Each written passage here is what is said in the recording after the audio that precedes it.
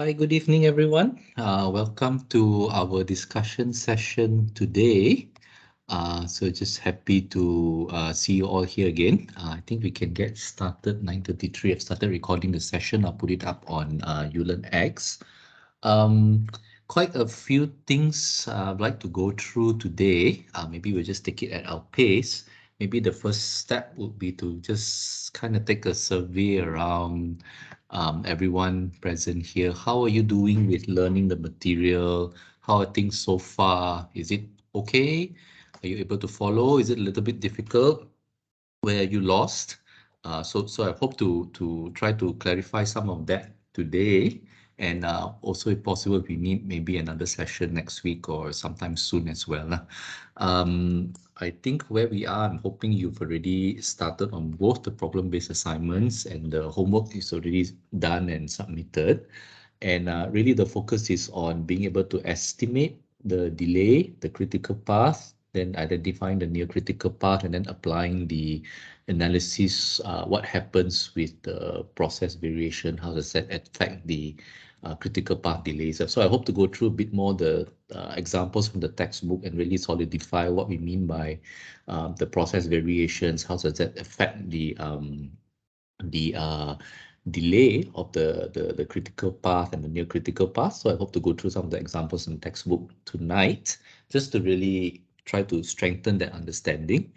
And then, take more questions. And, a bunch of you have just been in touch with me on and off. I think specifically the Intel folks, I think there's some challenges with the synthesis and all that. At this stage, because we are quite close to the final exam, I think your final exam is on the 13th of August. That's a Saturday, 2:30 to 6:30 p.m. in the evening, Malaysian time, yeah? Malaysian time. So I guess all of you are okay with it. Otherwise, you would have raised this some time back, right?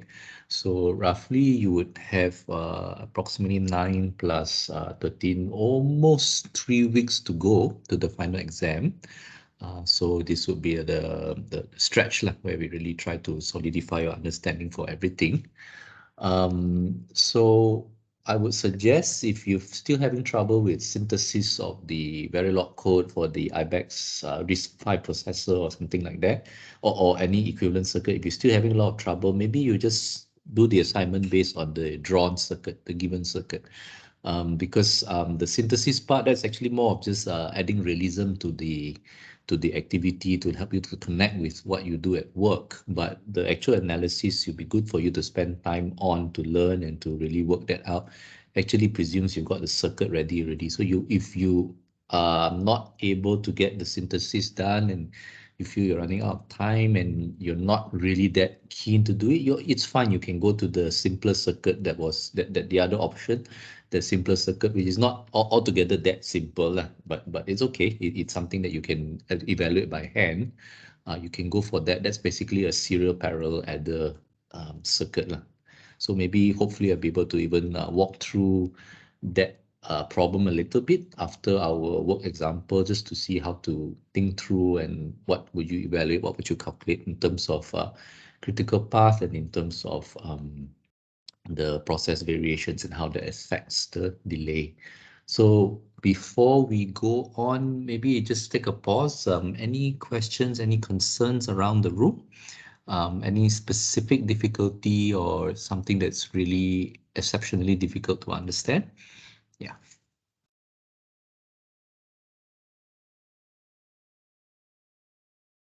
Dr. Eric, the submission all before the finals? Okay, that's a great question, Nazim.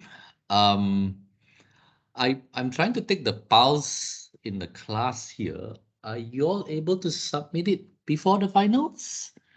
How I, soon will you be able to submit it? Because by university calendar, all our teaching and learning should be completed by 3rd of August, and then the final exams will be there. But we try to give a bit more flexibility because all of you are working very busy lives. So I probably can still accept a little after that. But that's where it gets a little bit tricky because uh, I have accepted after finals, but If you send me too late after finals, I'm in trouble because it takes a while to grade and I have to chase the deadlines and I have to get the results all out like by mid of August because UTP actually has a longish process lah. After I do the grading of all the exam scripts and all your coursework, your project marks and all that, it goes to another lecturer who actually double checks my grades. Right after it goes to that lecturer, it goes to our department where we actually sit and look at all the marks and there's a round of what we call vetting lah, just to pretty much figure out how did the class do, did I deliver an acceptable content? Was it too difficult? Was it too easy? That kind of things. How did all of you do? And then after the vetting at the department, there's vetting at the graduate students committee level. So this all the department chairs will look at it. Then after that, it goes up to the academic committee, and then the Senate will then approve your results. So all this process after the grading takes roughly about 2 to 3 weeks. So the rush is to actually get all of that done in time for your results in September. So you can enroll in September. So I can try to push it back a little bit, but I'm a I little think bit tight by this. Yeah. I think probably 1 week after the finals ah. At least we have one more week 1 extra. week Is it after okay? the finals, It's meaning about that to say 20, you right? want to submit it on, so finals will be on the 20th, right? 13th, you want to submit it on the 20th. Yeah, something like that lah. I think yeah, probably Okay, yeah. both or one? Can I negotiate with you to submit at least one problem-based learning assignment before that? Maybe you have one more, I can stretch it out a little bit. Yeah, yeah. Because I boleh ya? Maybe like we Can try. okay, okay. So in that But, case, but then but this is a oh, group assignment, right? Not individual, right? Anymore. I also accept if you have group of 2 or 3 people working Okay. together, you can submit one report, but please write in that submission who did what lah. Okay. And the thing is, the final exam questions are mirrored very closely to the problem-based learning assignments lah. Basically, I'll be asking pretty much the same things. I just changed the circuit. So working on it also is a great preparation for your final exam lah. And your final exam is open book, by the way. So you can refer to anything. You just can't refer to your friends lah. It's going to be proctored online 4 hours. Okay, okay. Okay, so I can set an agreement. We can allow you to submit one problem-based assignment by maybe the 20th of August, like latest, like cannot go beyond this because I'm going to be like really stressed to grade it lah, because the 25th I will have to report this to the Graduate Academic Council. So I have to do the vetting and the auditing. Someone to check all like within that, and then there's roughly about I guess 15 of you here. So that number of designs I have to go through lah. So 20th, if possible, that's the last, like absolute last day, the cutoff lah. If you can submit it earlier, of course, it'll be better. But please have some mercy on me. Don't submit both on the 20th lah. If all of you submit both problem-based assignment on 20th, I've got 30 assignments to grade. It'll be very, very difficult lah. Okay. Right, but we try to give you a bit more flexibility, all right? But the homework, that one, the homework, since that one is easier, I would say the homework I only accept up to 3rd of August, just to give you a little bit of push to finish it, because that's not difficult. That's the basic. The problem-based learning assignment, yeah, that takes a bit of more time. Yes. Is that okay, Nazim? I think okay, okay. Okay, yeah. All right. Okay, great. And if anyone else has a different thought, is that okay, or you want to negotiate a bit more? I don't really have that much. I don't really have room to negotiate anymore in terms of time, right? I think if Doctor, Okay. about the final exam, what are we going to have? What could we expect in the final exam? Okay, that's a great question, Khadijatul. Okay, let me talk a little bit more about the final exam. Maybe what I'll do is I'll share my screen. We'll take a look at the problem-based learning and I'll point out the similarities and the differences. Okay. Okay, just give me a second. I'm actually loading the page. Now, what I will do is I will share with you the circuit for the final exam beforehand. So most likely by the first week of August, I will share with you the circuit. I won't share the questions. I'm not allowed to share the question, but I'll share the circuit because I want you to take some time, study the circuit, look at it, get comfortable with it. And then the exact same circuit will come out in the final exam and there'll be questions asked around it. Okay, so that tends to reduce your worry a little bit. It gives you a little bit more time to just kind of study the circuit and familiarize with it so there are no shocks on the actual final exam day lah. Because this is sort of a hybrid exam. I mean, I could do the traditional VLSI route where it's more like textbook questions, but I don't think that's very helpful. I think it's way more practical to just like kind of make you do something that's real. So it's going to be a real circuit. You have some time to look at it, study it. And of course, I'm going to tell you the format of the questions, the things I could ask. You can more or less figure out what I would be asking, but I'm not telling you what I'm asking. You just have that paper will be given to you on the 13th with the questions, the sections and all that. Okay, so I will give you the circuit early August. All of you will get it. I'll post it on ULearnX. I'll let you know on the WhatsApp. You take your time to study it. You are allowed to ask me about this circuit. How does it work, etc., etc., etc. Now, if you want to go ahead and just do your own analysis, like practice to calculate the critical part, that's up to you, right? Because that's what you would do with a circuit, right? And then there'll be, of course, be questions on the final exam, but I'm not going to tell you what those questions are. You're going to just see them at the final exam. Now, it's a 4-hour exam. You have 4 hours to complete it. It's proctored, meaning that you have to turn on your camera through, I think, MS Teams, and throughout that 4 hours, the camera has to be on and the proctor must be able to see you at all times, kind of thing. I think you're still allowed to go to the restroom, but I think there might be some protocol around that. So being a 4-hour exam, you would not expect something as difficult as the problem-based assignment. Definitely nothing like option 1. Option 1 is a real industry problem, like it is like a real processor like that. That's just too difficult, right? It will be a circuit that looks somewhat like option 2 in its complexity.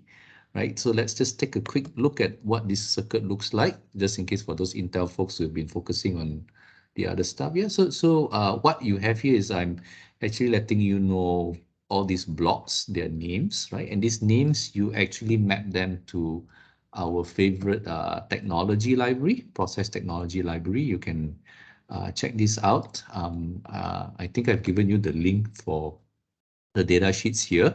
I will of course download it and put it into this folder, and then I'll give you the link to this folder. This is my OneDrive folder, so you can actually access the HTML pages much simpler.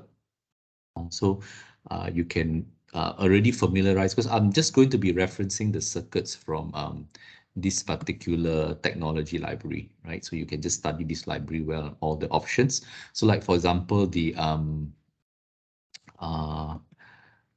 D flip-flop NX1, right? You can look at the specification in terms of its delay and all that kind of stuff in there. And the FAX is a full adder, size 1. Also, is a block there, right? So I'm just showing you all the connections here, and then you've got D flip-flops and all that. And this is sort of the level of complexity that you will get in terms of a circuit. And you will have this early August, way before the exam, and I won't give you any other circuit but that one, right? It will be an exact copy coming out for the final exam. Right, what are the things I can ask you? Basically, going back to the content of this course, number one is always asking you to evaluate its performance in terms of speed and area, right? So the first cluster in which matches problem-based one is the speed and area, right? So by speed, I'm asking you to evaluate the critical path, right? Which is the longest path? What is the actual delay of that path, right? And then look at all the other near critical paths, right? And then I can also ask you, well, given all these blocks, estimate the area that is that will be taken up by this, right? And then you can, of course, go to the standard cell the standard cell library, the HTML files, and then you can look up each one, and then you can count. I've got 3 FAX, I've got like 6, no, not 6, 1, 2, 3, 4, 5, 6, 7, 8, maybe 14 multiplexers. So you can just multiply that all up and figure out how much of area you actually need on the chip, right? Or that's option 1. You can look at the technology library. Option 2, you can actually look at, you've had the example from homework 1 where you draw the stick diagram, so you know the transistor level kind of implementation of this. You can draw that out, and then you do your own layout and then your own rules with the length and the size of everything, and then you can also estimate that. So there's no one answer that I accept or one option. As long as it's a reasonable approach to arriving at this number, I would accept it. If it's well justified, then of course you get better marks. If you just kind of put some numbers down and you don't tell me where they're from and I can't figure it out, then of course you don't do so well on that. So estimating area, estimating performance in terms of its delay, what is the fastest, what is the critical path, the slowest path here, which then sets the clock frequency, being able to calculate all of that based on the design and the technology library. So here the test would be things like, well, I mentioned the critical path would be from this flip-flop. You actually have to trace how many forward paths there are, right? So I could have one forward path here all the way to this. So that's one path, right? I could also have another path all the way this, but then I have some of this carry chain here from the flip-flop. So I could have one path like this. So there are just a bunch of paths. So many different paths. And the goal really will be to figure out where's the longest path. So here a little bit trick is, that this is a heavy full adder 3-bit. So pretty much the longest path will be something like this, the carry chain going back here, the carry chain going back here, because it's got the most number of gates going through here. And you can verify this by logical effort, and then by you can also look at exactly the delay of each of these size gates and calculate it out, right? It's just giving you this, right? This just an example where I'm showing you this circuit. How does it work? This is a full adder here, a 3-bit full adder. But I also have the option, depending on the value of C2 here, whether it's logic 0 or logic 1, I have the option also running this as a serial adder. So the serial adder is just this part here. It evaluates 1 bit, then the carry is fed back in, then it evaluates the next bit, then the carry is fed back in. It goes serially. The parallel adder is you would put all 3 bits into this system directly, and then it just evaluates the carry chain here, and then the results gets latched here. The serial adder, as you are kind of adding, the result gets the result is actually entered. The operands, the two values that you added, are actually latched into these 6 flip-flops here. 1, 2, 3, 4, 5, 6. And then they are actually shifted down in terms of serial adder, and the results are actually shifted up through this D flip-flop. So if you're looking at all these funny paths here, these are actually shift registers. And these are just shift registers. This one shifts down, this one shifts up. And this is a full array, ripple full array, ripple full adder. But there's also a serial adder here. So this circuit actually has 2 modes of operation, right? Just to make it a little bit complex, right? Just so that you can see that there are multiple forward pathways to compute. Some paths are very short, some paths are long. And just for you to get the experience to trace out the paths and figure out which is actually the longest path from any flip-flop to any flip-flop, or any flip-flop to output, or any input to flip-flop, right? These are just the ways to get the critical path and the longest path, right? So that's in terms of the delay. And I can also ask you things like, well, for this particular circuit, you're using the ASAP 7 nanometer technology. So if you were to go to the library, for instance, you would see this is operating at a particular frequency, a particular voltage. I think it's 0.7 volts, this one. The technology is 0.7 volts. You've got a bunch for this particular gate. This is the area here. You can look up what is the units. This is the capacitance. This is the leakage power. This is the delay, rise time delay, falling time delay. There's also a statement of the power Yes, the voltage, this is actually running at 0.77 volt. So I can tell you something like, okay, at 0.77 volts, this is the delay.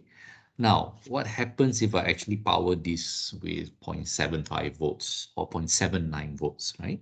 So you should be able to understand that the delay is actually proportional to the VDD value, and then you just kind of scale up, like, okay, I estimate if the voltage is a bit change in the terms of its threshold, the delay will increase by how many percent, right? So how many percent increase in the supply voltage will lead to 100% increase in delay or reduction in delay. The second thing would be if I change the threshold voltage, right? Because there are these libraries here. Okay, what do these names mean? AO means it's an AND OR gate.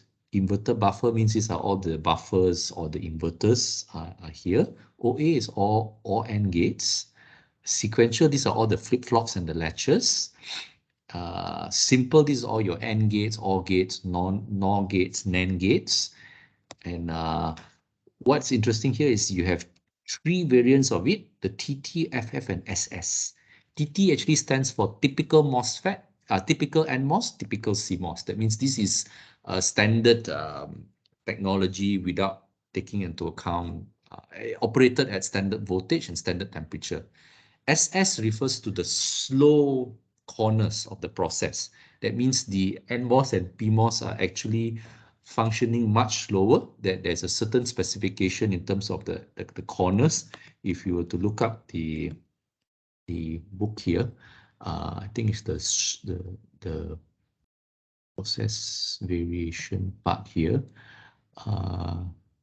They actually have the design corners, yes.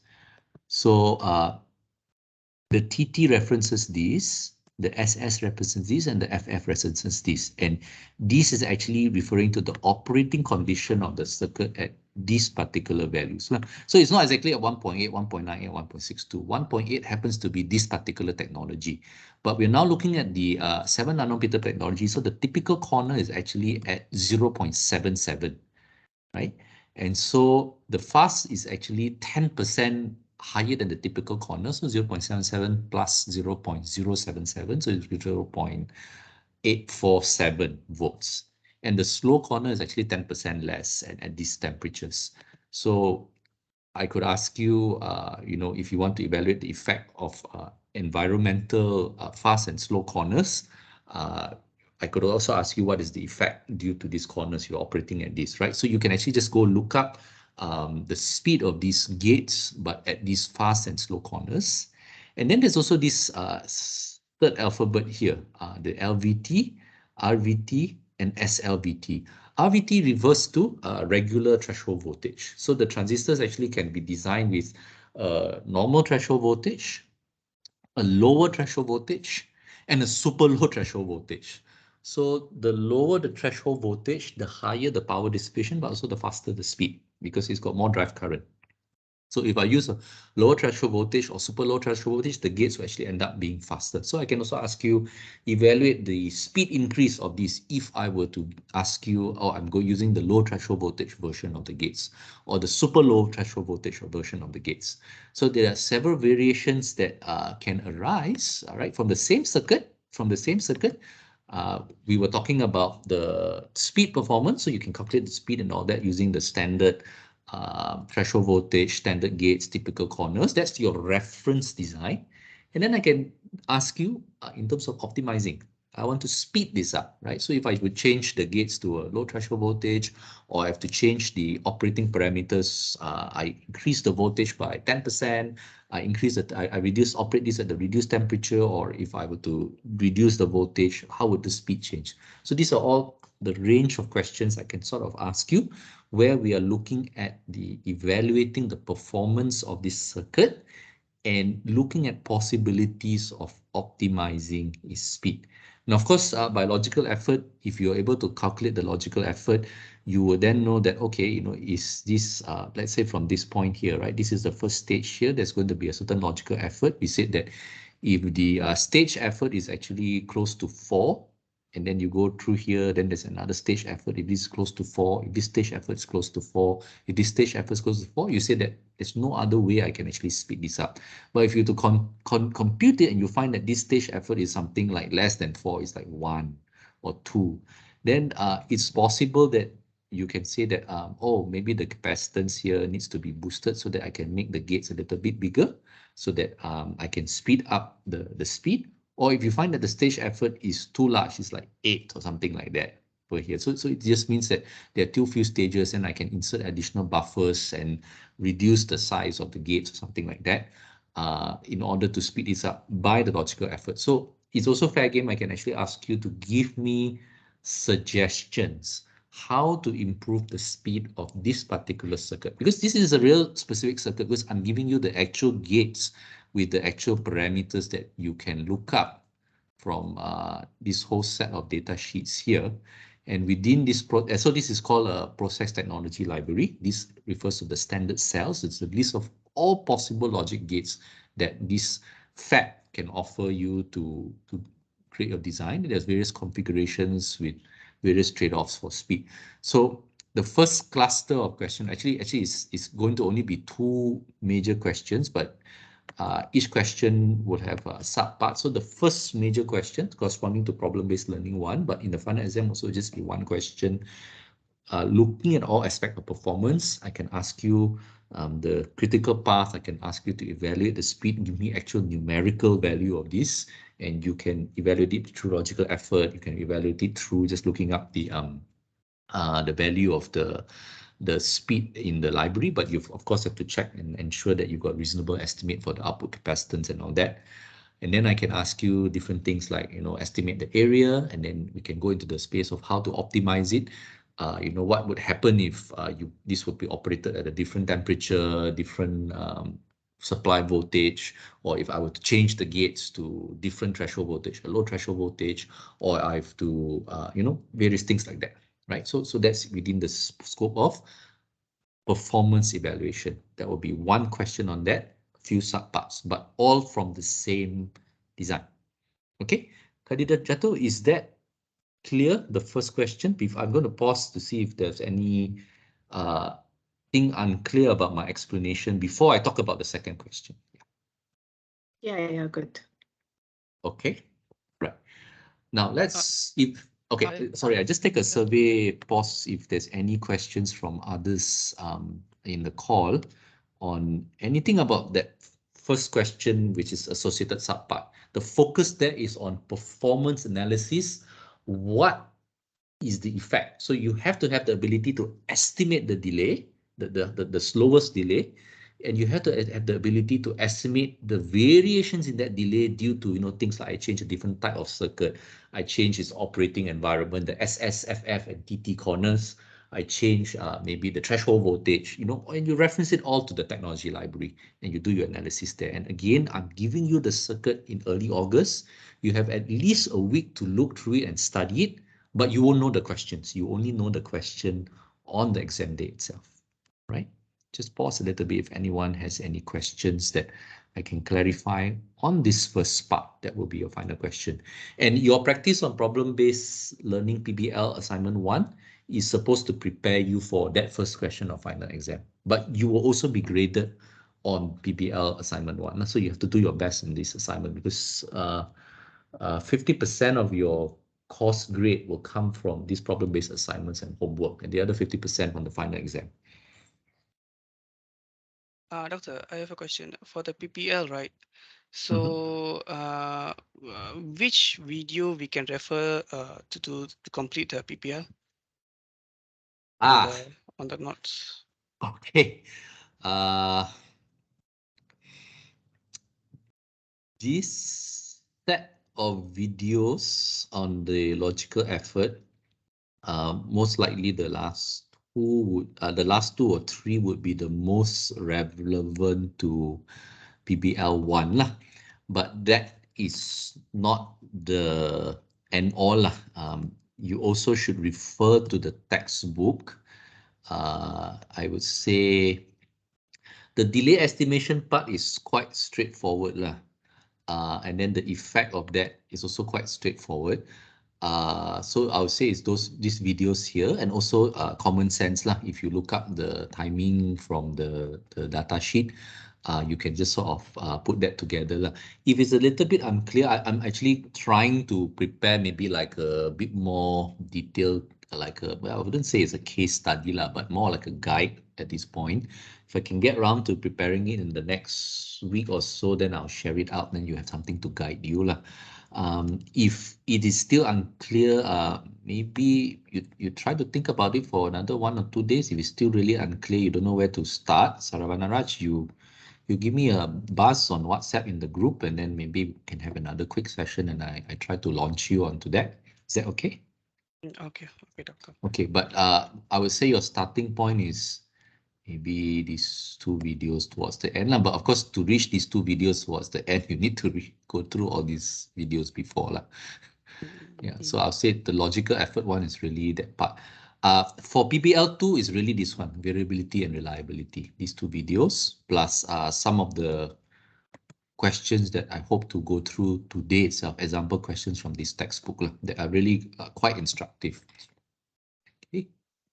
This module 1, 2, and 3 actually, to be quite frank, after you complete the homework, you don't really need to look back at them anymore, right? Maybe only with the exception of the area estimate, but even then you also still don't need to look back at this, because if you're not going to draw the stick diagram, if you're just going to the library here and just pulling out the area, then that's fine as well. That's a good way to estimate as well. Right, you don't actually need the stick diagram. So I would say actually for the exam and the assignment is module 4, module 5 is really the focus plus a healthy dose of common sense. Module 1, 2, and 3, I need to push you to learn, and the assignments are just really the way to force you to learn, because that forms the background, it's the basics. I cannot be sure that all of you had the same detailed background on MOSFET, IV, and charge field voltage relationship. So that's why I'm forcing you to do it, to learn it, by giving you homework assignments and all that. And I will be allocating some grades for these assignments. So your effort will not be wasted. But really for the problem-based assignments, it's module 4 for the PBL2, module 5 for PBL1, and your final exam also will closely mirror these 2. So we've just talked about the first question, your final exam, you will be all on performance analysis, the speed, what will happen if I change this, I change that, how do I get the area, right? Speed, area. The only thing we're not covering in this course is energy, because energy is covered in the low power VLSI elective. Yeah. Okay, Saravanaraj? Yep. Yeah, I hope you are able to see the videos now. I did find out the cause of the problem, so sorry it took a little while to figure it out. Sure. And if you still have some issues, we still have about 3 weeks or so left. Maybe I know it's not ideal, but if you'd like to be a bit more intense, we can communicate more just to get you on the right path to understanding this. Okay. Right. Right. So happy to take more questions. Just pause another 1, 2 minutes to see if there are any more questions on the question 1 cluster. If not, I can talk about the yes, please go ahead. Yeah, I got a question. Yes, Nazim. How far is, because I'm a bit struggling on the software part. So how far is most of the work to be done is only via our own calculation without using the software, or the synthesizing part would be a big Okay, item? great, Nazim. I want to take this chance to address that again. Yeah. Actually, especially for you and for the non-Intel people, I was hoping you do option 2 because option 1, the synthesizing part, to be quite frank, it has no bearing on this subject at all. So you can proceed to do this subject without touching the synthesizing and the tool part at all. So it is not necessary for you to use these YOCs and all that. It is not necessary at all. You don't have to even touch it. What you need, you don't even have to follow this video. What you need to do though, is you need to go through this library, ASAP, and familiarize yourself with sort of the type of gates that are available here, the specifications, the area, the speed. Now spend a little bit of time just browsing through and familiarize and make sure you understand what is AO, LVT, FF, SS, TT, this kind of thing. That is a necessary, is a must. Why? Because all of design evaluation is based on these gates. These are called standard cells because they are a type of library of pre-characterized gates that the fab has given us. So I've just chosen this because this library is realistic and it's quite extensive and all that, but different fab will give you different technology. So the methodology that I want you to be responsible for is you can actually look at the circuit here, something like this, without any software. You can trace which is the critical path, the longest path. You can evaluate the delay because you have the name of all the gates that are in the library. You can go look up and then you'll map it up. So it's more of the hand and paper analysis that is really the focus of this class. Because the final exam is also hand and paper. Although you can use software, it's of no use to you. It's only 4 hours. Please don't touch the software. You will not have time for the final exam. Right. So that's why at this point I'm saying those who have not gotten the software to work, it's okay lah, just drop it lah. If you are very interested in it, you can always pick it up after the course. You're still in the master's program. I'm still around, so even if you're not taking this course, you can WhatsApp me. If I can answer you, I'll answer you lah. It's okay, right? But why did I add this? It's sort of a realism for the majority of the people taking this course, which they have to do that for their bread and butter. So I wanted to just connect it with them, because what they will do is they will literally just get this whole bunch of code, Verilog code, which you learn how to write in Advanced Digital Systems Design next semester. So they'll get that code, and then that code will be converted by software into these standard cell gates and all that. So I wanted to give them a realistic sense. You are actually synthesizing a complete processor. You look at the critical path, it's not trivial. Like the last year when they did it, they found that the critical path had like 70 gates on it, like 70. So it was not trivial to analyze and all that kind of stuff, but it's just to give a flavor and get used to that kind of thing. Okay. Okay, Nazim. So it's not necessary. Option one. So option one, I would say even though I put for Intel, at this point, if the Intel folks are struggling with it, you don't have to do option one. You can just jump to option two. I'm not giving you any penalty. I'm not going to have a different grading scheme. It's going to be the same, but this of course is easier And really, the only point, the extra difficulty here is just to exercise your skills and let you ask questions. And if I'm able to help you to synthesize it, it's very satisfying But I'm not that able to keep up with all the 2 questions per se I think Amma, Kenny, quite a few people have had 2 questions. So that's why I'm like, yeah, if it's really hard, then just go to option 2 because that's where you really focus on the analysis, which is the focus of this course. Not the software part. Okay, thanks, Nazim. I hope that was clear. I'm sorry if that wasn't clarified earlier. Because normally if there is a software part, the other classes we have the lab. Normally they have a lab and we go through the software part. But I think it's not necessary, right? It's okay. It's not necessary. It's more of optional. Yeah, optional and explore. Like self-exploration. Just give you a little bit of guide. These are the software tools if you want to use. But this course design, you don't have to touch the software at all Okay. But it's just that you're aware that such things exist. They will make life easier. But the reason you're going through the hard pen and paper is because we want insight Real IC design, of course, you won't be able to look at it at the whole circuit because the whole circuit is so big. But that's where the tools come in because the tools will be able to tell you which is the near critical path, and then just tell you where the path. You can just look at that particular path, but you know the concept. Yeah. Okay, great question. Again, since the questions are coming, I'll just pause to see if there's any question on the cluster 1 of things I could ask on performance. So if there are no questions, I'll move to cluster 2. So there are really only 2 big themes in this course lah. One is the performance, delay and area, and how things change, how to evaluate it under different situations, improvements and things like that. And the second cluster will be the effect of process variations. Now, I promised a little bit that I wanted to introduce some new material on aging. I think I'm not going to be able to do a decent job on that. So I would just focus you on the process variation. I'll put a little bit of reading material on aging. You probably can just study that at the level of knowing the concept, knowing the theory, but maybe not really applying it to calculate, but being able to just explain it. So maybe there'll be a small section in the exam on aging effect, and that will just be more like a theoretical thing, conceptual, just understand that, okay? Okay, any more questions on the performance set of questions? Okay, maybe if not, I'll tell you about the second set of questions I can ask you, right? So that will be question 2 of the final exam with a few questions, few sub-questions on it. Again, it's going to be using the same circuit, just as we are using this exact same circuit for PBL1 and PBL2.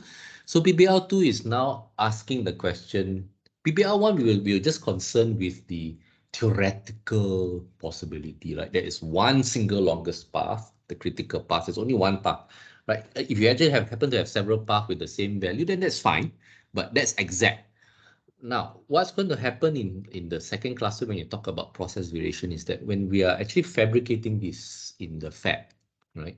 As I mentioned, there are a few major things that can go wrong. One, you're drawing lines of 7 nanometer in size. The size of one strand of your hair is 200 microns, 100 to 200 microns. That's 10 to the minus 4.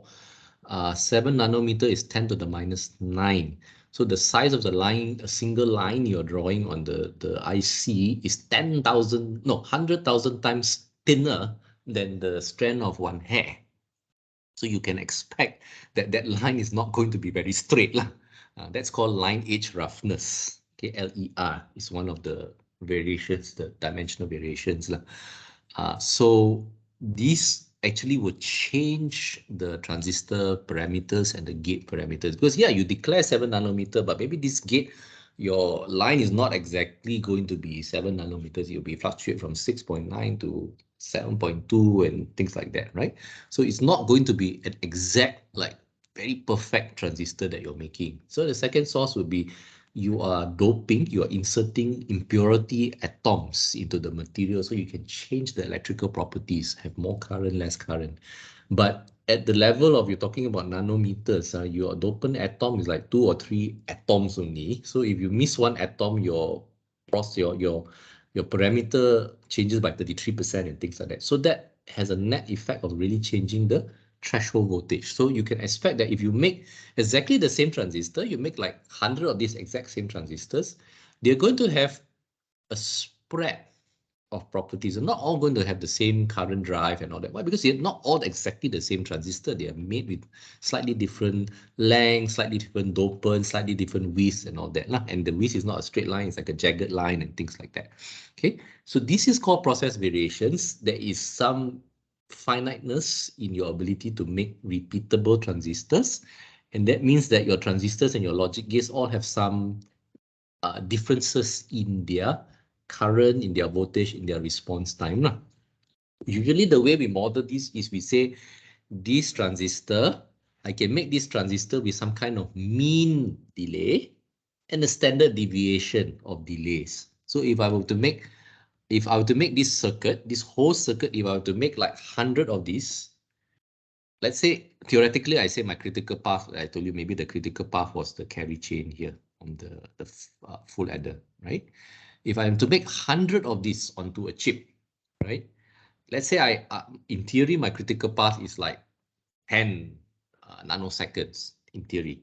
If I were to make 100 of these, each of these full adders are not going to be 10 nanoseconds. There'll be some that'll be like 10.1 nanoseconds, some that'll be 10.2, some that'll be like 9.8 nanoseconds. So there's a spread of delays. Why? Because even though I've designed each of these full adders to be the same size, the same thing, it's not going to be made exactly the same. So there's a variation. So you say out of these 100 full adders that I made, with this exact same design, even though I try to make the exact same logic gates, I'm going to get a spread of delays. Why? Because there is a variation, and I can model that spread of the delays as a Gaussian distributed delay with mean value and a standard deviation. Okay, so we are moving into the effect of process variations, and you have to understand that from some kind of theoretical optimal design that was from part one. That's theoretical value I can calculate. When I try to make multiple copies of that, multiple copies of the gate or multiple copies of the circuit, I'm going to have a spread of value just because I can't make each of them exactly as per design. And that spread of values has some implication. The implication is your critical path may not actually be your critical path. Why do I say that? Because even though we say that this is the longest path by calculation and all that, it actually might not be the case after you fabricate this. You might find that there's another path that, because somehow just by random luck you suddenly had 2 or 3 gates in that row being a little bit slower, and then that suddenly becomes the critical path. So the second set of questions is actually exploring the effect of process variations on our design. It's basically trying to say that if I can characterize certain percentage, like certain standard deviation of this process variation, I pretty much will be able to estimate sort of like the typical and the worst case critical path delay in my circuit, right? So in question one, we were concerned about the theoretical slowest path. In question two, we are saying that now that each of these paths can have a statistical probability of being a delay according to some Gaussian, we have to reevaluate which is actually the real critical path. We cannot just take the theoretical value, because when we make it, the theoretically longest critical path may not actually be the critical path. That's why we look at what we call near critical paths. That is like long delay path that have quite similar delay to the critical path, but in theory, they are a little bit faster. In practice, the process variations might be enough to make them the longest delay path. And we want to see what is the effect on our circuit. What do I mean by the effect of circuit is that taking into account, like if I make like 10,000 of these chips, where do I set my specification, right? So if my critical path is saying that is 10 nanoseconds, I can say, oh, I can actually run this at 100 megahertz, right? Because 10 nanoseconds, the fastest I can run is 100 megahertz. One clock period is 10 nanoseconds. But if I have all these variations, I cannot so confidently declare my circuit can run up to 100 megahertz. It's probably going to be a lower frequency, right? Because of all these variations, the actual critical path on average, like I say, if I make 10,000 chips, if I want to have 9,000 of them I want to sell, I have to select a new frequency, fastest frequency that I can operate this at, right? So that will depend on the critical path, right? But it's not a theoretical critical path, it's a critical path taking into account the process variation. So the second set of questions is looking at analyzing the effect of all this process variation on the delay property of the circuit. Okay, at least at the conceptual level, was that clear before we dive into what exactly you need to do this? At least on the conceptual level, was that clear what we're trying to do on the second set of questions?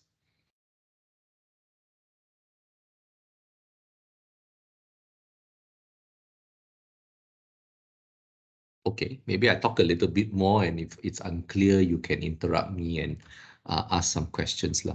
So what do I mean by that? Okay, maybe we can go to the textbook here. We can go to the textbook here, and then I'll just show you the relevant sections and explain a little bit more what we mean by that, how you do the calculation and all that. So here what we're looking at is this chapter 7.5.1.3 and 7.5, specifically the statistical analysis of variability. All this chapter, the variation sources. So the variation sources, you can see the main source is actually the variation in the channel length, that's L. So this is actually explaining where and what are the origin of these, the line edge roughness, and then the video also I've given you some examples. And the second is threshold voltage. So there are two transistor parameters that really the variation in that is what's causing the variation in delay lah, in speed. One is the channel length, L, and second is the variation in doping, random dopant fluctuations that will change the threshold voltage. There's also others than that, right? And this is the important section where we're looking at, because here what they do is they take a partial derivative of these equations, and in module 1, 2, and 3, you've studied this already, very detailed. You know, this is the current drive current equation, and this is the off current equation, right? So you can just do a partial derivative, you get this, right? So if you're not sure how to do partial derivative, you can just reference this. What this actually saying is that you want to consider the impact of a variation of delta L on the line, the channel length, or variation of delta VT on the channel length on the drive current of the transistor. Why? Because the drive current, the higher the drive current, the faster the speed of the transistor is able to charge the capacitor and discharge capacitor faster, right? So the drive current ion is directly proportional to the delay. So what we're trying to do here is trying to link. If I have a 10% variation in my channel length, how many percent variation in the current will I have? And how many percent variation in the delay will I have? So we're trying to put a number here, an estimate here. We're saying that, okay, if I can characterize, if I can say I have a minus 10%, my channel length now is subtracted by 10, it's shorter by 10%. What is the effect of the delay? Is it going to be increased by 6%, decreased by 7%, reduced by 5%? You know, what is the impact? I'll be able to calculate. So you're able to calculate the impact on the current due to a variation or a change in the channel length, and due to a variation or a change in the threshold voltage. This gives that. So this is the on current. So the on current is related to speed. This one is the off current. This one, if you want to calculate, this is more related to the power dissipation of the circuit. Because if the circuit, when it's off, if it's got quite a large off current, then your circuit is dissipating a lot of energy power. Not covered in this class, but it's covered in low power VLSI, but just to let you know. So this is the first step we are tying. We're saying that, okay, what we can actually measure or have some sense is there's going to be some variation in the threshold voltage and some variation in the channel length of each and every transistor. And we can put a number on this variation. Is maybe a standard deviation of 2%, 5%, you know, we model it as a Gaussian. And the first step is to be able to convert these process variation, that means the variation in my accuracy of creating transistors with a specific channel length and creating transistors with a specific threshold voltage.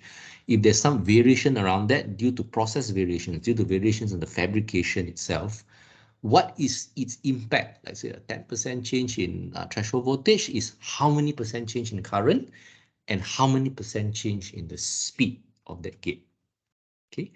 And then this example 7.4 then gives us a way to consider the, so now earlier on we were looking at only one transistor. This is actually the impact of the change in the length of one transistor, or the change in the threshold voltage of one transistor. How does it change the on current?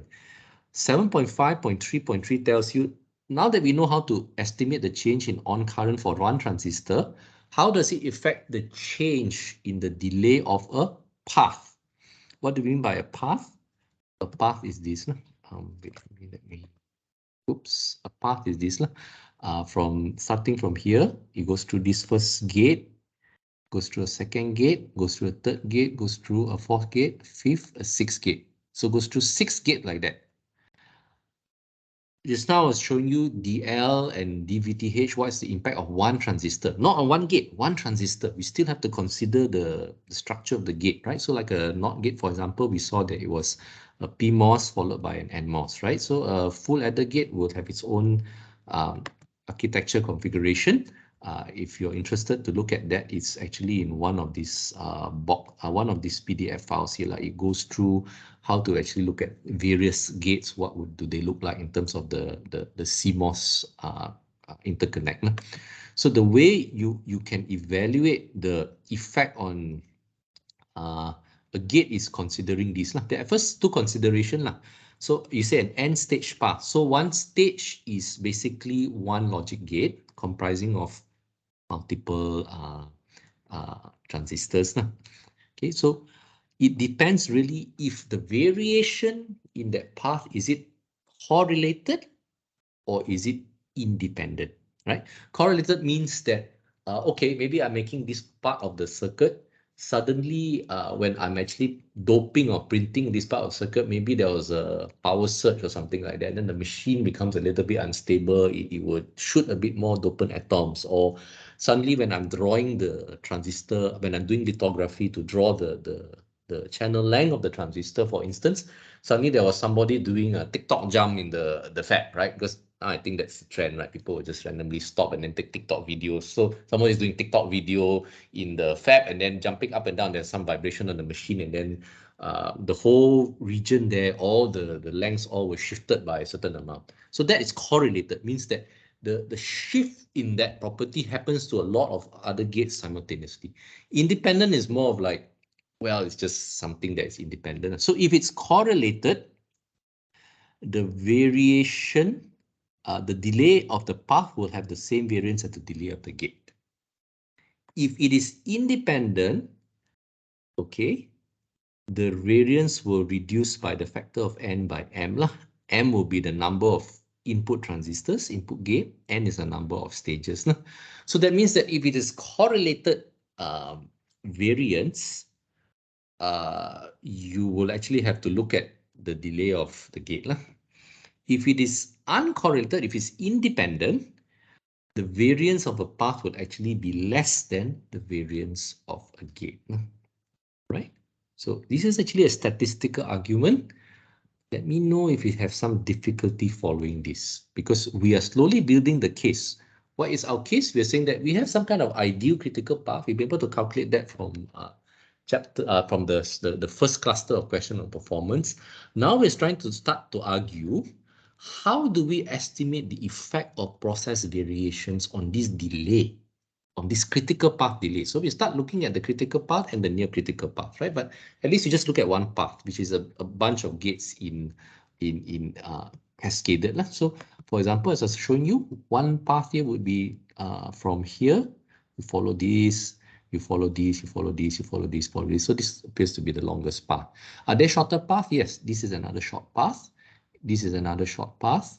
Or you can go through this path of 3 gates, right? So you see, I always start at the flip-flop and at the flip-flop. I start at an input and at the flip-flop, or I start at the flip-flop and at an output. 3 possible ways of looking at paths, and you have to find the longest path and the near longest path. So for example, this is also one path. This is also one path, right? So get used to looking at identifying paths. Okay, so what we're trying to do is that we know that path. Now we are trying to say, how do we connect the variation in being able to manufacture a transistor to the variation in delay of that path? So the first step is to realize that the variation in the fabrication actually goes down to variation in channel length and variation in threshold voltage. Are there other variations? Yes, there are. But these two are the most severe ones, are the most significant ones. Why? Because the channel length is very small, right? So your variations usually with same order of magnitude. Like if you have some difficulty drawing 10 angstrom lines, your variations are on the order of 10 angstrom, right? So 10 angstrom out of 7 nanometers is a much bigger percentage than 10 angstrom out of 1 micron. Your widths are usually much larger than your length. So that's why you probably consider the channel length. And the threshold voltage is also very, very sensitive to things like the dopants in that. So that's why these are the 2 main sources of the process variation. So these are what we can quantify from the process. Now we need to relate this to the current, which is something electrical. Why? Because the current can be expressed in terms of the length and the threshold voltage. So we first relate change in length or change in threshold voltage to change in current. And then we can relate change in current to delay.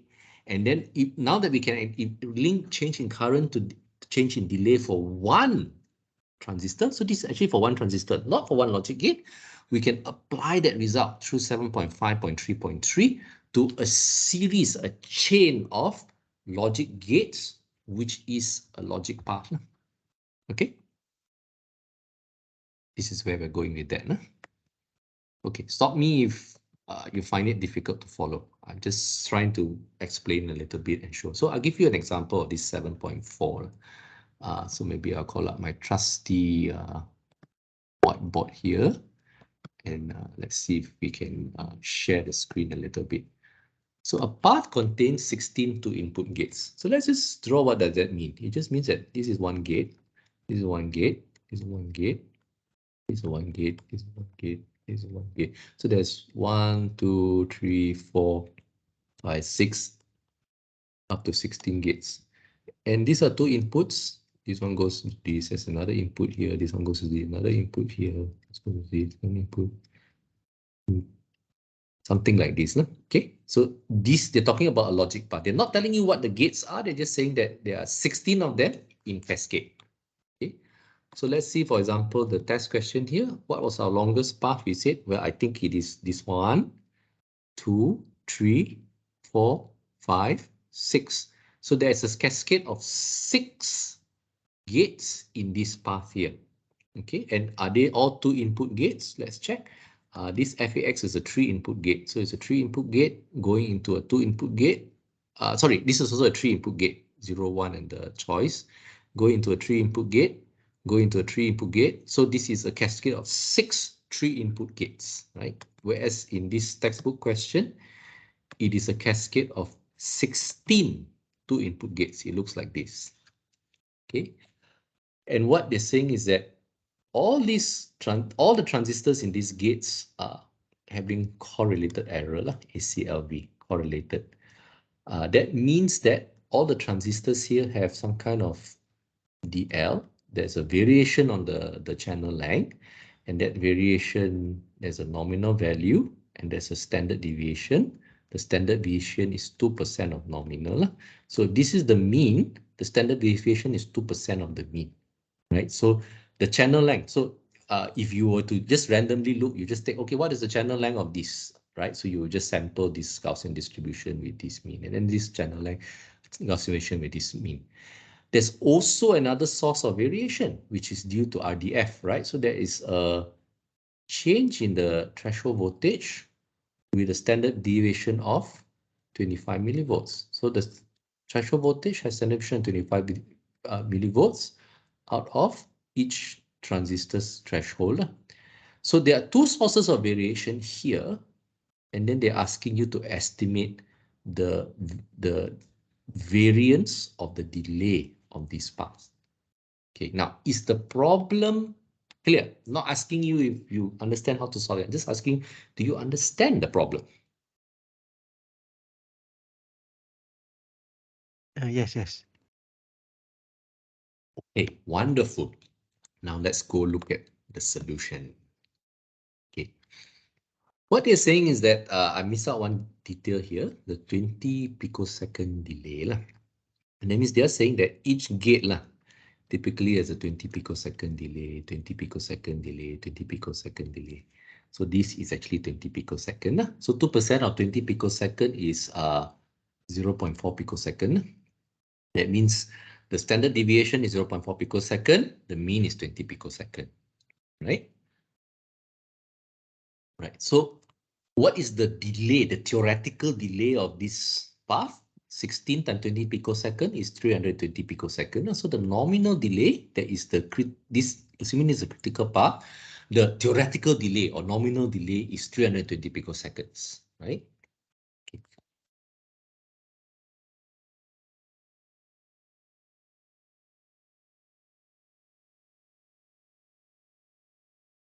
Okay, right. So now what they're doing is they're also trying to tell you how many transistors are related in this, because I think the argument is something like, yes, the argument is something like each transistor will contribute some delay. Okay, so each transistor has a certain delay, some variance in that delay. Okay, and then if you're adding this transistor's delay with this transistor's delay, with this transistor's delay, with this transistor's delay, this transistor's delay, you want to get the overall variance in the whole path. Okay, let me Try to frame it a bit better. Let me call the delay of this first gate as D1. And I call the delay of the second gate as D2. And the delay of the third gate as D3. Okay. So if I want to get the total delay of the whole path, I'm adding D1, D2, D3, all the way to D16. Except that D is not a fixed value because we are no longer doing a theoretical analysis. D is actually a random variable with a mean and a standard deviation. D2 is also a random variable with a mean and standard deviation. D3 is also a random variable with a mean and standard deviation. D16 is also a random variable with a mean and standard deviation. So the total delay is also a random variable with a mean and standard deviation.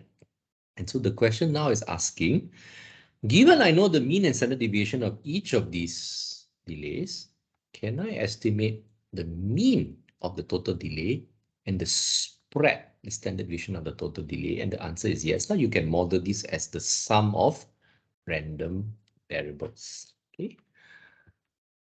We go back to the top part here, which we missed here. Okay. The sum of random variables, thing like this, lah. Okay. So the variance of a sum of random variable is the sum of the individual variances. Okay. This is 7.18, and this is the equation we're going to use. In order to get the variance here, I need to sum this variance plus this variance plus this variance plus this variance, all these variance, then I get the variance of this. That is what we mean by sum of random variables. So this rule tells us if I know the variation in one gate, I can get the variation of the entire path by summing the variance of all these individual delays, right? So that rule is explained here, 7.18. Therefore, what I'm trying to do is I have to calculate how many gates are going into this delay. Okay, so what they do is they actually calculate how many, it's not gates, how many transistors, because this delay is actually for the transistor, not for a gate, right? So since it's a two input gate, okay, so we also know that two input gate, there are two possible sort of like combination lah. We talked about this much earlier in one of the sessions. I could have a PMOS like that, or I could have this.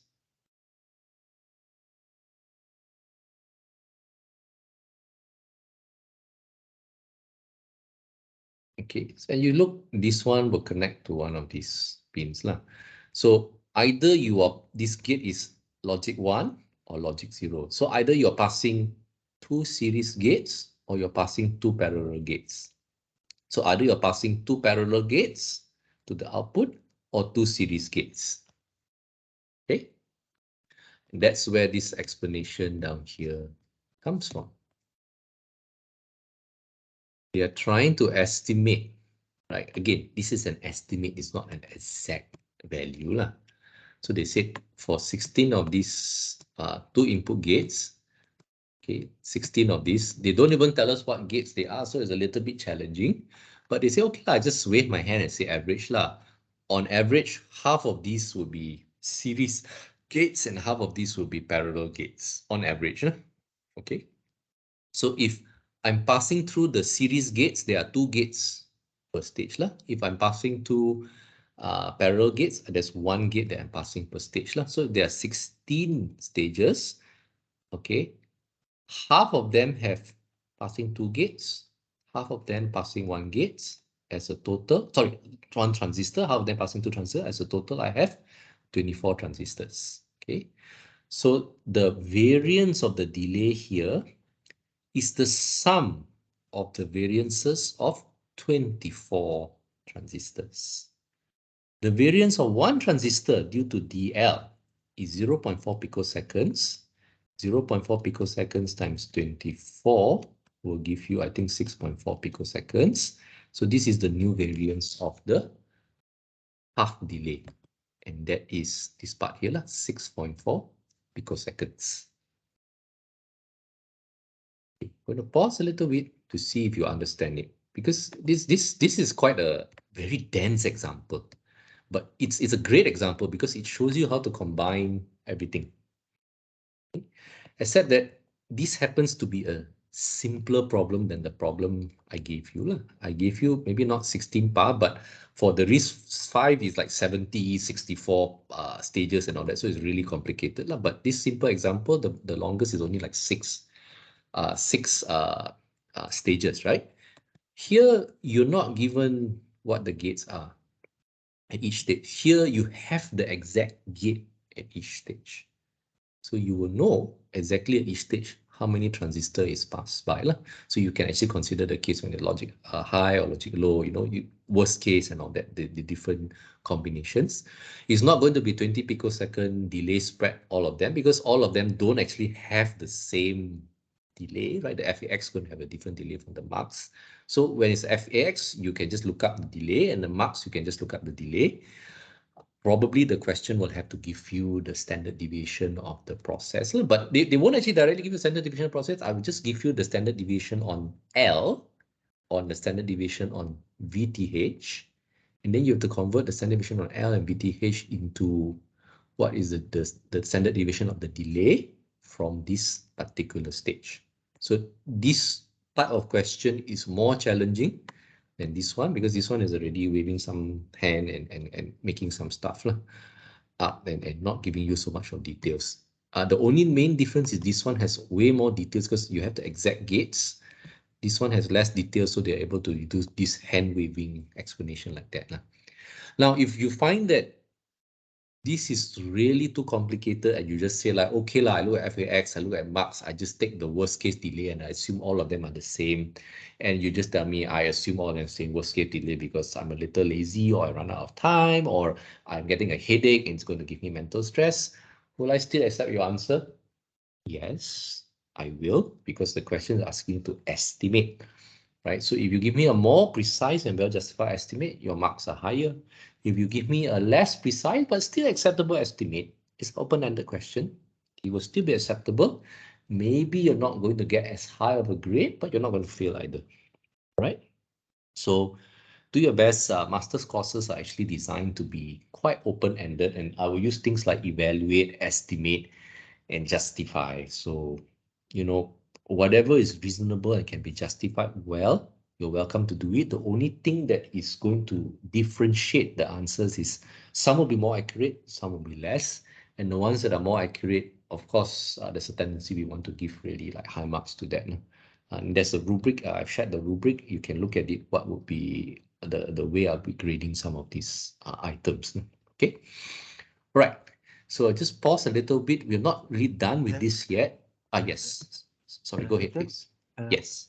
let's say for this example, like a two input gate. Yes. Let's say, can you go through how we use your data sheet? Let's say one of the Okay. from your data sheet. Let me Yeah. use an example here. Let me use Uh, an example here. Maybe I use this one. and Okay. and then how to generate the trans transis transistor circuit. The transistor ni. Okay.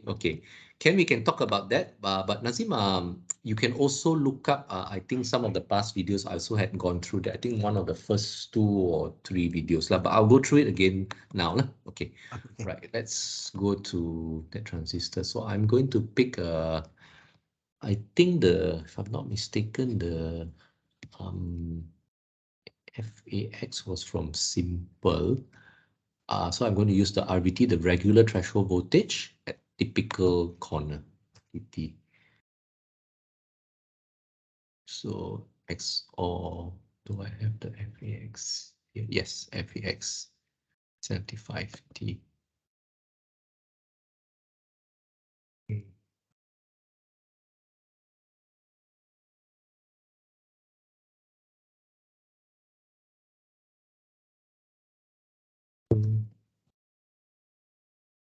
Seems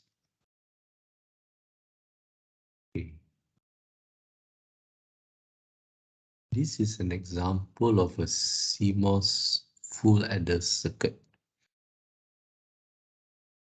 This is one gate. It's an FAX gate. So you have sum carry, the sum and the carry, A, B, C. Yes, A, B, C. A is the first operand, B is the second operand, and C is the carry. Yes, okay. This is an example of the FAX gate lah, full adder. This is, where's the data sheet tadi? Okay, this is the data sheet lah. Okay, so FAX, the area is 0.20412 lah. I think you can double check the unit. Okay, this one is at 0.7 volts. This is operating at 25 degrees Celsius. This is characterized at 0.7 volts, 25 degrees Celsius. This is the area. I probably have to confirm with you what is the units here, but I think it's going to be on the order of nanometers squared or something like that lah. Leakage, okay, delay information. Okay, you notice that there are a lot of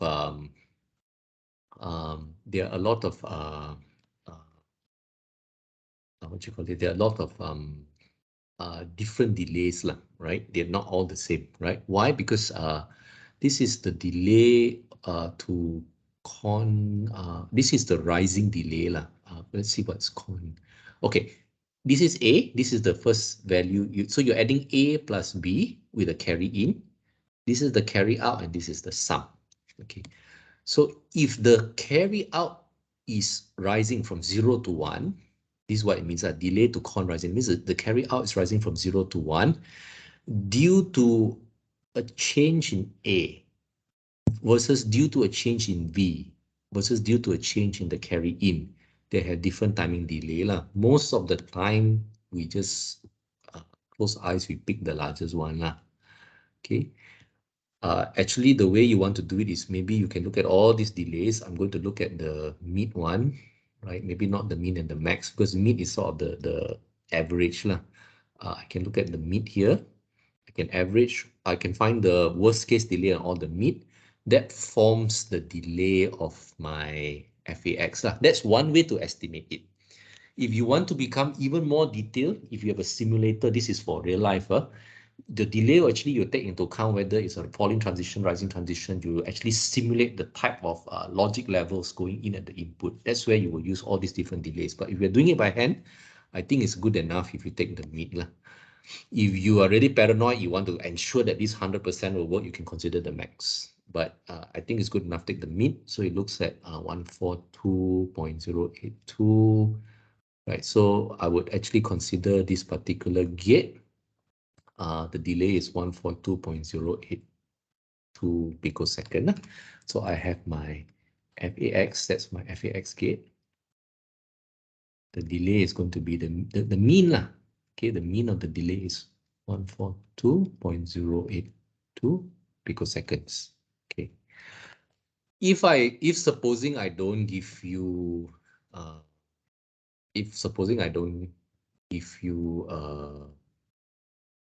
if I don't give you the standard deviation, you can also look at the mean and max to sort of try to derive the standard deviation. Maybe you can consider this as being 99.9% at one end of the Gaussian and the other end, and then you can figure out the variance. But most of the time, I think I'll give you a delta L and a delta VTH. Okay, so let's go back to the textbook and we try to relate it. Okay, so the textbook gives us this equation here.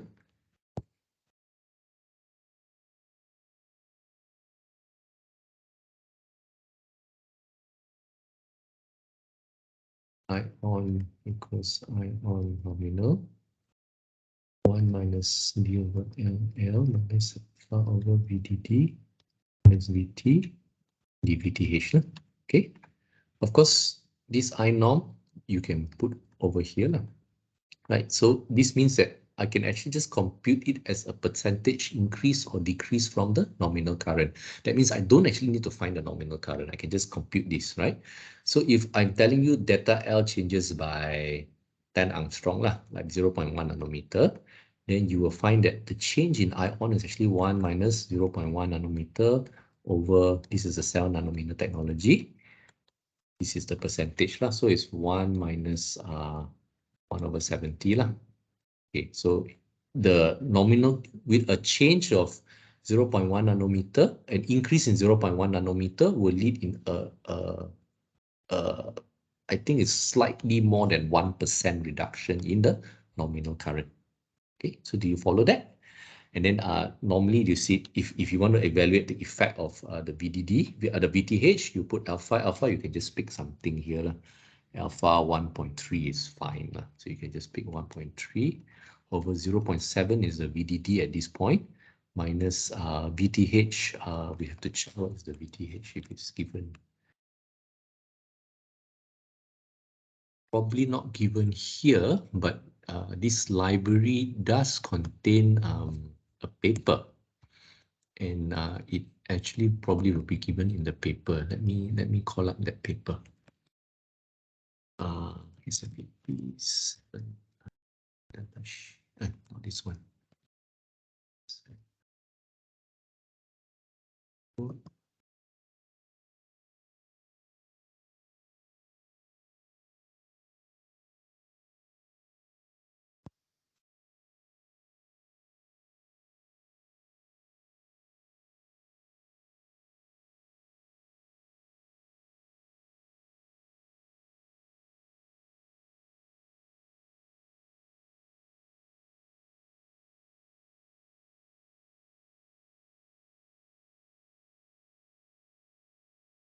Okay, anyway, it should be in one of these two papers here. Yeah. Check threshold.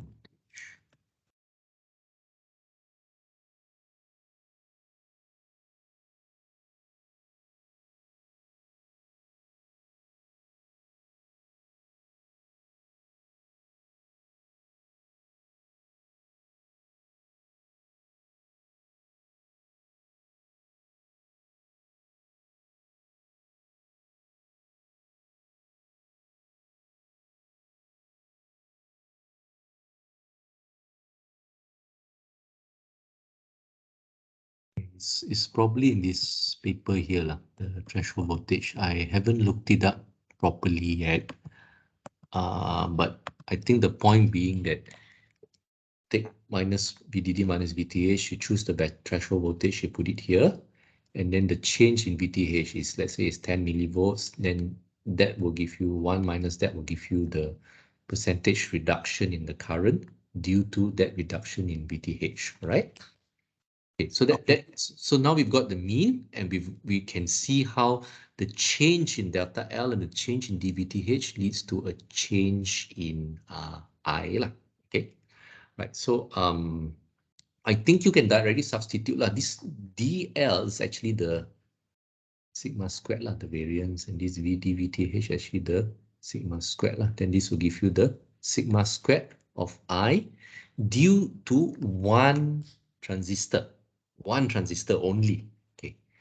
Now this is where it get. I mean, it's a bit complicated, but we are taking it systematically lah. So if you have this gate here, if you are actually going through this to the output, which is the sum or the carry, it will pass through one transistor here, either 3 transistors here or 3 transistors here, 2 transistors here, right? Because it's one in series with this, and 3 transistors here and 2 transistors here. So it's actually passing through a lot of transistors here lah. 2, 4, 6, 7, 8, 9, 10. So one FAX gate will pass through 10 transistors.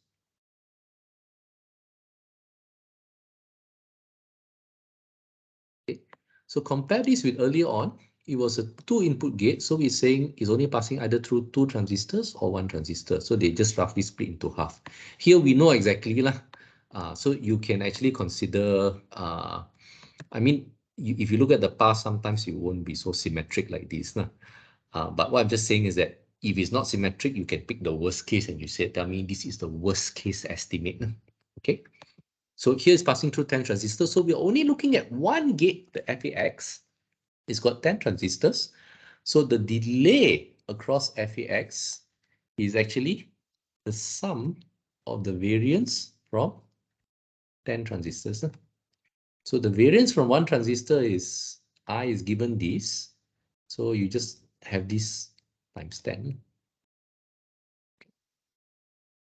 So let's recheck our question, our textbook question to see if I explain this correct or not. The data sheet, the one that you refer just now, the one the data was based on gate or transistor? Great. It's based on gate. But the calculation is for transistor. The one that you calculate one is for transistor, but the data sheet is for the gate. That's a good question. Betul juga. I'm So confused. I'm actually also mistaken lah. Let me think. Let me think how to do it.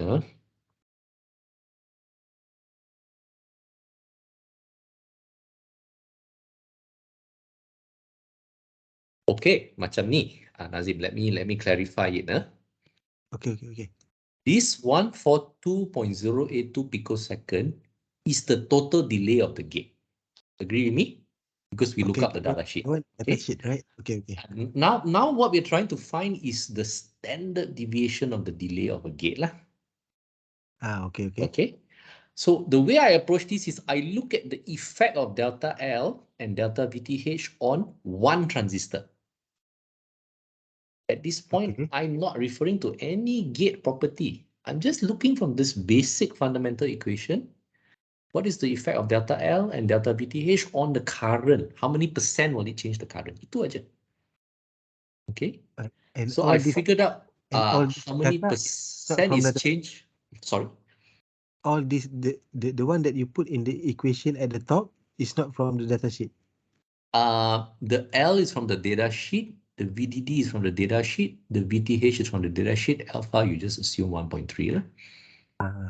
But these are standard parameters. It's not really the delay, it's just your standard operating parameters. So as you can see, when we are estimating the effect of the variation on the current of one transistor, nothing to do with the speed. It's just the percentage, how much does the current change? And then we look at the structure of the gate, the FAX gate. We say that there are 10 transistors that you have to pass through. So we said the effect has to be the variance plus 10 times. So it's kind of a indirect way of reasoning it. But what I'm trying to say is that the variance here, the way we estimate this variance is not really relying on these. Okay, because I'm taking it directly from the change in DL and the change in DVTH. Okay, whereas the textbook question is telling you textbook question is say it's like the standard deviation is some percentage of these So it really depends on how I give you the argument But here, I said it's an estimate Is this going to be exactly accurate? Not that accurate but it's okay. It gives you a bound, an estimate, right? Because you're saying we're trying to relate DL and DVTH to the variance here Okay. Can follow So it still sound haven't really made a mistake here Okay, but why this is a little bit tricky is because I'm actually trying to take all of you beyond what is in the textbook and journals It's more like a practical application of these basic concepts Textbook only give you a basic concept, and that's why they maintain it as like very simple example like that But I'm trying to actually take this and try to say how can we actually apply it to a real design. Okay, so here they also take a cop out They just said the standard deviation is 2% of the nominal and all that because it's pedagogical They're trying not to make this too difficult for people not like me I'm trying to make it difficult for you okay. Right. Right. So are we okay on FAX? Right. So you've got FAX here. You've got through a lot of work. Okay. I mean, it's a lot of work but it's just been like 15 minutes So that's why the assignment will take some time But I've given you a very complicated gate lah, FAX, because I know it's going to take some time lah. But in the final exam, I'm not going to really give you that complicated gate lah. I'm probably going to give you simpler gates lah, so it's easier to compute. But the FAX is an example of a pretty complicated gate lah. And then the marks is going to be a OA gate. AO gate. So that one also pretty complicated, right? Because it's got many transistors to go through it, but it's just to solidify a concept. So you just do this for one FAX, but you notice that you have one FAX here, you have another FAX here, then you have to do the marks and all that. So your path is actually not just consisting of the 10 transistors. You have to consider how many transistors through these marks plus its mean delay. How many transistors through this FAX should be the same as this because they're the same gate, see? Then so in this path, there are only FAX and marks only two types of gate you need to consider. But if there's a very complicated design, there may be 3 or 4 different types of gates, or the gates would be the same type, but different size, X1, X2, X4, you know. But here I didn't do it. I just give you a path where actually this design is only 4 types of gates, marks, FAX, full adder, AND gate, and then the D flip-flop only. Not too difficult. You only need to look it up. 4 different types of gates, and then you might not even use all of them. Like you probably won't evaluate the D flip-flop for the critical path, right? But if you want, also you can actually evaluate for the mean, the max delay and the mean delay part, right? But if you don't, it's also okay. Okay. So far, all we've done is we've somehow been able to convert variation in L, variation in VTH, to variation in delay for a single gate and maybe a chain of gates. We've not looked at the variation in VTH yet. All right. Are we okay at this point? Okay. Okay, good. The others, are we okay? Doctor, Yes.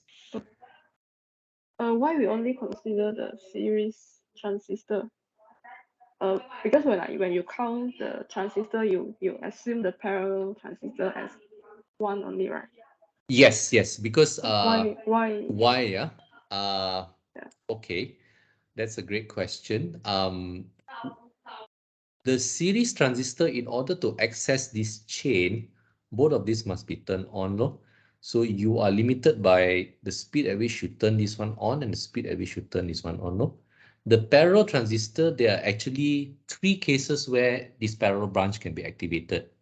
This one is on, this one is on, both are on. When both are on, it's going to be faster.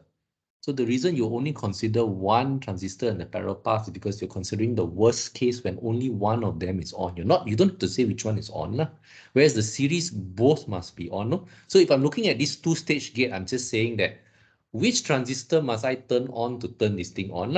So I actually could be turning this thing on. This one run this, then maybe I'm turning these 2 top on, right? So it could be I need to activate these 2. Then, so if I activate these 2, this will be a logic 1. So this one will turn off. So it's sort of like if I'm activating these 2, I'll be activating the bottom branch of this gate low. So I'm activating these 2 plus these 2 low. So then it will be 4 transistors low. If I'm activating the bottom part, the worst case would be either one of these is on. So I'm thinking this one, it'll be logic 0. So you activate either of these low. So it'll be 1 plus 1. No? That's the worst case. No? Is that acceptable, Yanting? Also, the worst case is fixed one. Yeah. The worst case, if I mean, you have 3 input, also using the same theory. If you're having 3 series, then you take 3 series together lah. If whenever you have parallel, you just consider one lah, because only activating one transistor is enough to get it running lah. So let's go back to the case of the FAX gate. Okay, so this one I consider 2 because either these 2 paths is running or either these 2 paths is running lah. All right.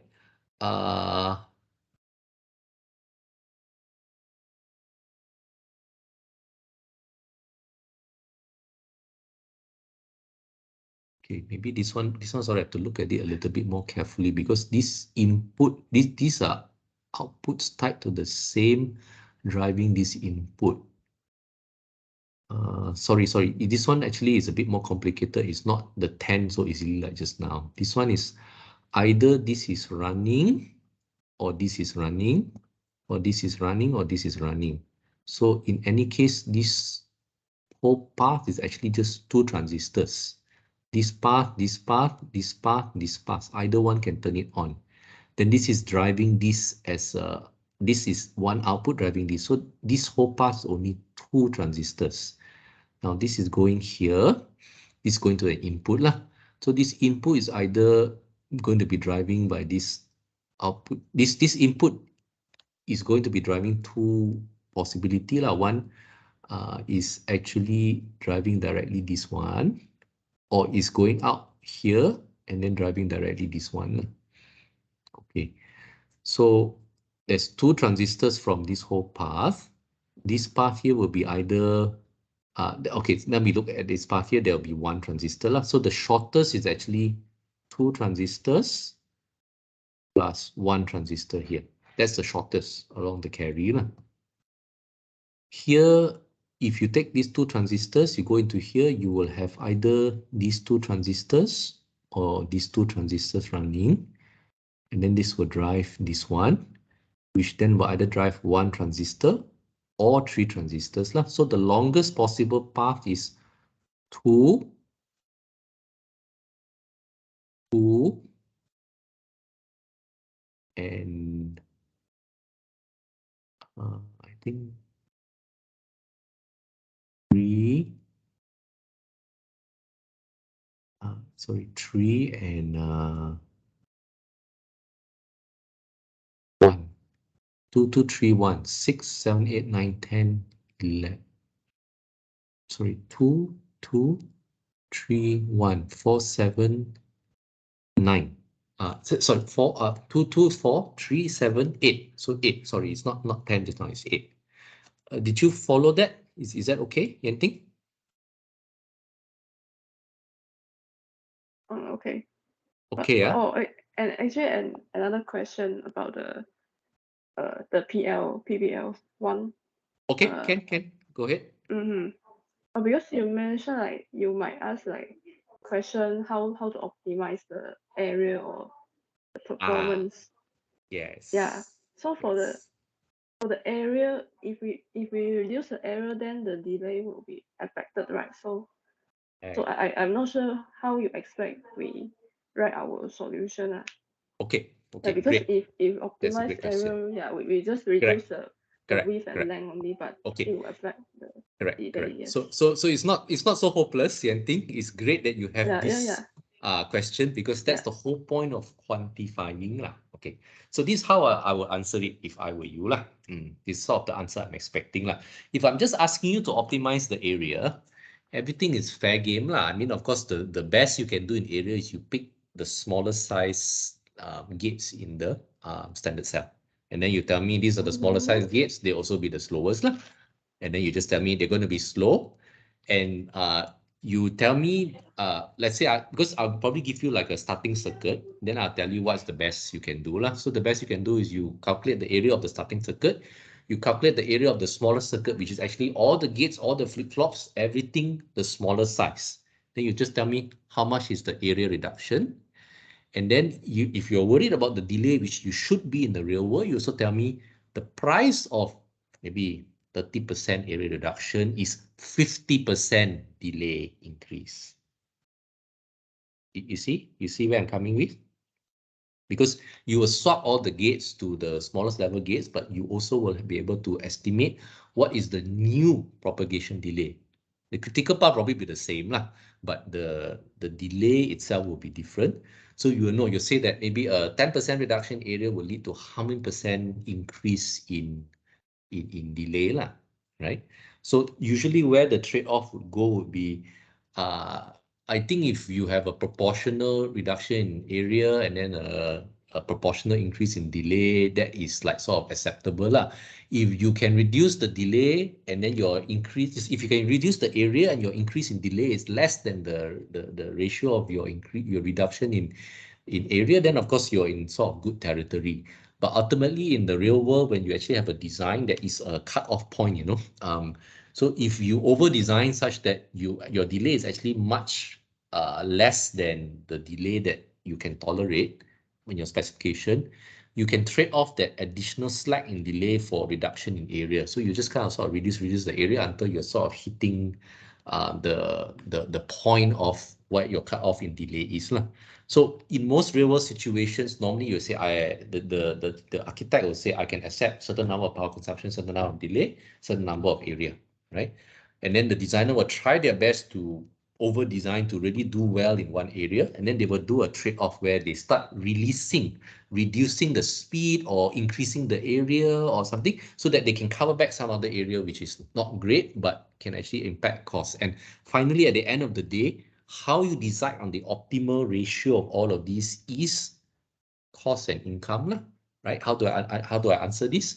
It's like, let's say if your chip area is very expensive and then you can make 10 and then you're spending how much, right? So total area is actually you get a lot of things for the same price, right? Because if you reduce the area, the cost per chip goes down and you get many more chips. So you get two advantages, you know. But if you increase the area or increase the speed, your feature or your performance is higher. So sometimes the higher performance, you can charge a premium price, much more than linear, right? So if your performance, you can actually like double the speed or something like that, but people are willing to pay you like 8 times the price for double the speed, right? So then of course it's better to go for faster delay and less area lah. So the exact function or the exact goal you go for, actually it's ultimately down to your particular application and how you trade off the cost benefit lah. But the key idea here is that you can quantify the area, you can quantify the delay. That's what you learn in this class. B, you sort of have idea how to reduce area or how to reduce delay. You have some ideas how to do, what to look for. So you can go ahead and implement that rough sketch and estimate the new delay, new area. So you got hard facts, you got hard numbers. You're not saying that, oh, I reduce delay, I don't know how much area I have to pay, or I reduce area, I don't know how much delay I have to pay. You know exactly, I mean, not exactly, but you can estimate quite accurately what this trade-off is. Then you can run several simulations where you can look at different configurations or something in between, and you can sort of pick which one that I want to go for, which gives me the best trade-off and balance. So I hope that answers the question, Yanting.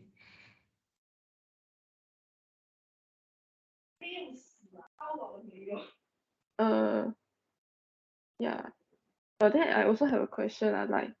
Sure. Like because I think in the real SI system they got do the floor planning placement, but the circuit you give is not really a real placement, right?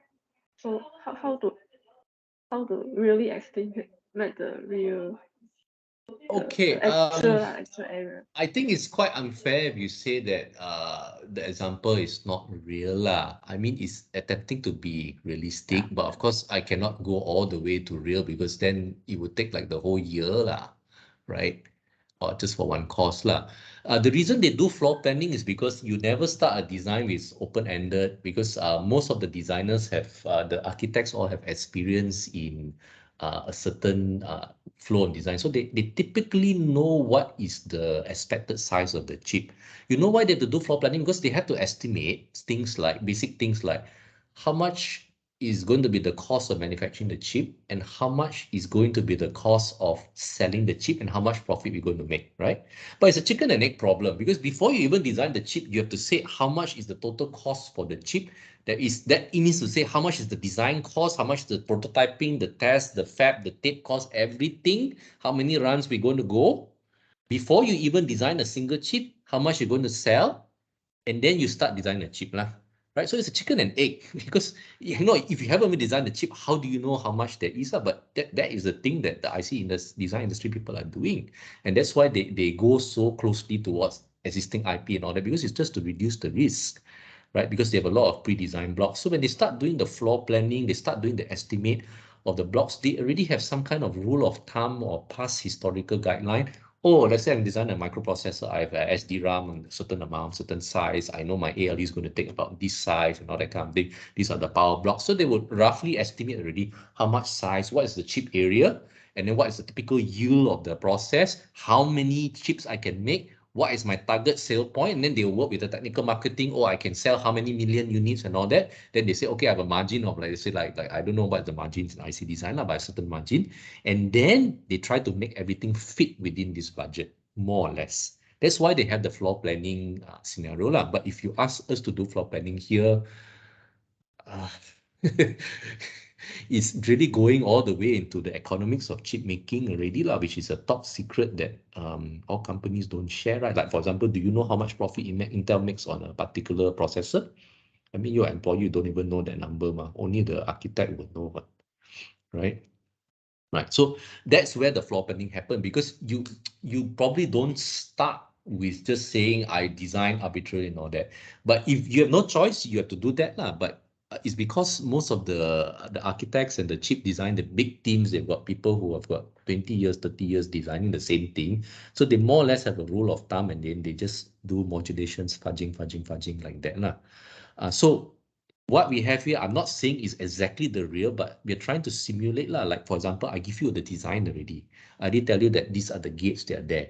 I did ask you to evaluate the size, evaluate the delay. That's equivalent to saying that, let's say you have, you want to design the next generation processor, right? So what is the starting point? You take the current generation processor, you estimate the area and all that kind of thing. You map the gates to the new process technology. You have a reduction in size. You can calculate the increase in speed. That's already a good starting point for doing your floor planning and your typical area estimate, right? But that's using the tools and the technique that I'm sharing you in this class, which is, can you estimate area? Can you estimate the delay using design with the process technology library? So I hope there's some realism there lah. So I said, not really fair if you just tell me that I'm not doing it realistically lah. There's some ways you can apply some of these, but if you said, is this mimicking exactly the IC design process? No lah, it's not lah, because it's a class, same thing. It's not a commercial endeavor lah. Oh, yeah. Understand. Right? But I'm trying to show you that you're not just doing this for fun or what lah. You can actually use this, right? Like, for example, like your starting point, I told you, you can map this directly, like the same design, you can map it to a different process technology. Let's say you're porting from Intel Fab, you want to port to TSMC. So you just need to get the TSMC technology library. You have your gates already. You can write a little script to do a one-to-one mapping. Either you can start with minimum size gates, or then you can slowly work your way up, and depending on how fancy you want to become, you can get a pretty decent estimate of the delay and the area on the new process technology. I don't think that's a small thing, because if you were to ask anyone who's not taking this class or VLSI how to do that, they'll just be like, I don't know, you just have to simulate it all over again. But here what we're saying is that maybe you don't have to run a full simulation. If you want a back of the envelope calculation, this would be decently accurate lah. And then the other thing is, the area estimate you're doing right now is not including the routing area, which is actually going to be a significant part. It's not just the area of the chip. You have to actually put in the area of the routing, but to estimate area of the routing is a little bit crazy lah, because you've got at least 7 layers of wires with increasing length, and then routing is never guaranteed to converge.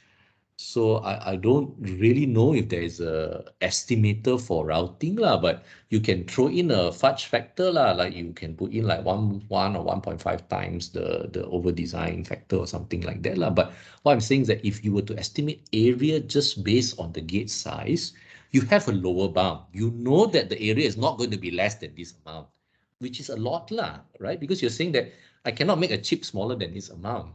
Then you actually have to lay the thing out, and you have to ensure the routing works. And then what the layout engineer will do is they keep shuffling the transistors around until the routing converges lah, right? But that is not a very systematic process. It's a little bit of an art. And that's why I don't really teach that in this VLSI lah. Although I know, I'm very aware in Intel, there are people who really think that if we don't teach routing like that, it's not VLSI. But as I've argued to some of your managers, I think they tend to agree with me that there are many aspects of VLSI lah. That does not mean that what we are covering here is not important. We're actually looking at it from a systems level, a little bit closer to the architect's level, but not exactly lah. We're not covering power pins and all that kind of stuff.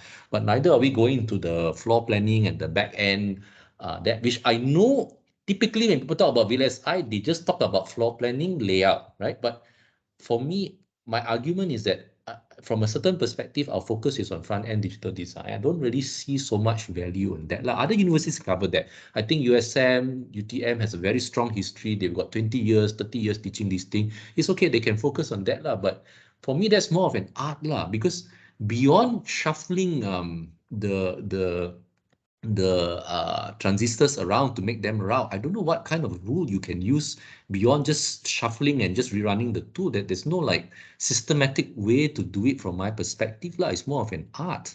So in that case, what would I be teaching you if I let you go for 4 weeks just to shuffle transistors around to make them work? I don't know what I'll be teaching you. I don't know what generalizer principles that will be. That's why my decision on not to focus on layout. Because I know in Intel there's this argument. Some people really think, I mean, we've got this comment before that what we're teaching in this class is not VLSI. I strongly beg to differ, because you can see this textbook is all about VLSI, and if you tell me that process variation is not related to VLSI, I would say that you don't really have a good understanding of what is the critical path, the rate limiting step of modern IC design. Modern IC design, what kills you is your process variation and your aging. It's not your critical path, because as you will go through in the problem of the two, when you have near critical paths, there are so many, your critical path delay can become 2 times, 3 times, 4 times worse than the theoretical value, And then that critical path delay can actually degrade quite a lot as you use the chip over 1 year, 2 years, 3 years, And this is a fact that is not well appreciated by most undergraduates. That is, your electronics will not have the same delay over its lifetime. After 1 year, after 2 years, over 3 years, you see a noticeable slowdown in electronics. That's aging. And you have to expect for that. And the open question is, how do you design a design that is robust against that? And so the starting point is for us to be able to analyze, put a number. What is the anticipated worst case for this? At least you know, and then you know how much more your RTL has to really solve this problem, either algorithmically or that. So that is the reason why we are spending a lot of time just quantifying all of it. Right, you may have a point saying that the tools, your cadence tools can do all of that and all of that. That's right. But then I throw back the question, how many of your design engineers actually use these features? If they use these features, just number to them, they don't know how to interpret it. So this class is all about, these are the numbers important to interpret. If your tools can get you that number, of course, great, even better. But do you know which numbers to get and what do they mean? That is the whole point of this class, Yanti. Because we've thought about this for some time. Still open to feedback. If you disagree and you find that maybe industry is practicing something different, I'm quite happy to sit and kind of hear your perspective on that. But I've not had an opportunity for people to really tell me what is wrong about this, other than the tired argument that this is not the textbook, it's not how people have done it. My counter argument is that the last written VLSI textbook was about 5 to 10 to 20 years ago, People are still referencing John Rabai from Berkeley, and he has retired long ago already. He's like 70 plus already, right? He's retired long ago, and if you're talking about that as VLSI, we've not updated the curriculum of VLSI, and the problems are totally different. And if you've got automated routing and now you've got AI coming on, I'm not sure routing is really, place and route and routing is really the critical issue. Yeah, I know area and density is there, but it's a chicken and egg problem, because you are actually going to the third dimension for routing, and to me, it's a question of getting the algorithms to tell you, am I really able to fit this many connections in a volume, and maybe things will get a little bit easier or more complicated with the 3-dimensional routing, But I think the process variations are not going to go away. They're going to get worse over time, and they're going to be the dominating factor of delays, Not least because the wire routes, the capacitance, resistance are going to be so much larger. So it's really the delays and the variation in the delays that are really going to kill you, I think. Area, I know there's an emphasis from the cost perspective, And yeah, it's still very challenging to get a good function to optimize that. I've not really seen so many papers that give a very clear way to do it, but there's some like fundamental equations you can optimize for area simultaneously, but it's not very satisfactory yet, I think that's why I don't dare to share any of it.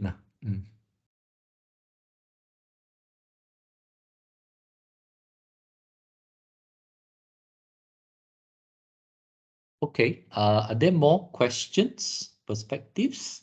I think So it's good. the PBR2. So you touched on aging, right? The last question. Yes. Given the that age, I've not really been able to put together the analysis for that, maybe we can forget about this aging part lah. number two no need to answer lah. Number two, the effect of aging tak payah lah. I think number one is already pretty complicated lah. Okay. I will try to put up some papers and all that. Maybe for aging at the moment, you just be able to explain the three primary effects, how that affects the delay, what is the mechanism macam tu lah.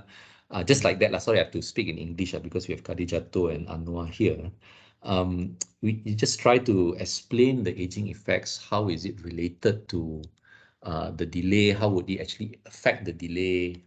That should be enough and examinable lah, more from an explanatory point of view. At least if you cannot yet compute it, you can at least explain how it's going to work lah. But I have the material I'll share with you. Maybe you can read it after the course is over. The idea is similar. The aging will actually increase the critical path delay, and we can actually assess the severity of the aging or its impact by how much it increases the critical path delay lah. So the same way that we are doing here with this transistors analysis here, how is the process variation making the critical path delay worse? Because I'm not sure the point is getting across correctly. Is that you spend all your effort and your time designing this circuit with the fastest critical delay and all that kind of stuff, and then you go fabricate it and you find that the delay is like 5 times worse or 4 times worse or 10 times worse, and you're like, what the heck is going on in my chip? Is it the chip? Is it the design? What was going on? Actually, it's not. It's because of the process variations, and that certain designs actually, the process variation make it worse lah. For example, if you actually have many near critical paths and all that kind of things, the process variation make it worse lah. So the first step is to be able to quantify that, and hopefully maybe in a couple of years time, one or two of you will be very innovative. You start to be able to pinpoint, oh, I have this or this. I know what is the source that's adding up all these process variations that can contribute delay.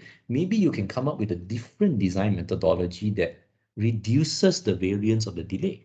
That's actually possible. Maybe you actually look at a methodology where instead of synthesizing using the FAX, right? Maybe it might be better to use NAND gate. I don't know. I'm just saying this out of my just suggesting something like this. I've not looked into it in any form or fashion, but it's moving towards the idea that maybe you might start using certain logic implementations that have fewer transistors in the forward pass so that you can minimize the variation across the number of transistors. Maybe you look at gates that have more parallel paths rather than series pathways and all that, right? So a design rule, if you can generalize it like that, would make your design more robust against process variations affecting the critical path. So we're not there yet. We don't really have a rule there yet. I'm not aware of anyone who has a rule or has published on this, but it's definitely an idea. If you understand how to quantify all this, the next step will be you can look at it at some point very seriously and see if you can come up with a generalizable rule, create designs that are less sensitive to process variations. That would be something for you to consider. Right? Because you really know how to calculate and see what is the effect of DL, DVTH, right? And the transistor architecture, the stages, the path. You know how these all contribute towards increasing the delay of your circuit beyond the critical path, the theoretical critical path. So what you can do in future, not this class, because this knowledge hasn't been invented yet, but as part of your forward-lookingness, able to invent new solutions, you might consider to actually see if there is a rule, right? Maybe you might come up with a new rule that, never use AND gates in this situation, or use NAND gates in this situation, and this situation you actually want to use a combination of these two gates to make it less susceptible to process variation. That's a research project, and I think that would have a very strong impact on the industry if you can find such a rule. What's a design principle or design rule? If it exists lah. So if it exists, if you can find such a rule. Okay.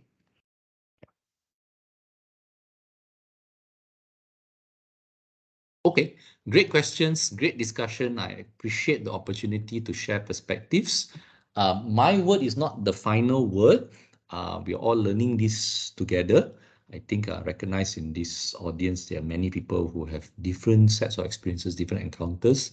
So if there's something that I've said mistaken, or if you would like to challenge, please go ahead. Please go ahead. Let's have a cordial discussion about it. And everyone can benefit from the arguments of both sides and come up with your own conclusions. Okay, I would just move on ahead to complete the example, but I hope at least you have an understanding of my perspective, why this is important, why it's worthwhile studying, because maybe it could be that it's a lot of work and a lot of rote calculation, and it's not really something standard in industry. Even in this textbook, it's just a section on it. But I'm giving my perspective on why this is important. Perhaps it'd be nice to get your perspectives if you see if we actually were important. But I'm a little bit of a rebel. If someone comes and tells me my manager says it's not important and there's no reason, I just don't believe them, because we've heard that many times from many industry, and then 10 years later we find that it becomes so much important. Like I have an example. I have a student. We had work on developing a reinforcement learning to simulate operation in the port, and then after he's done the work, his teammates and his manager told him this is not important, right? Yeah, okay, I'm going to wait 5 years, and when reinforcement learning has become the method, they're going to say it's important, and then we're like, yeah, we knew that it was going to come, right? Something like that. Yeah. So the challenge is sometimes we're wrong, it doesn't become important at all, and sometimes we're just a little bit ahead of the practice of the industry, even though you can actually see it coming. Okay, let's go back to look at the example of a 25 millivolt standard deviation in VTH causes a 25 over 10 times 1.8% or 4.6 standard deviation in ion. Okay, here in this case, is trying to differentiate between the correlated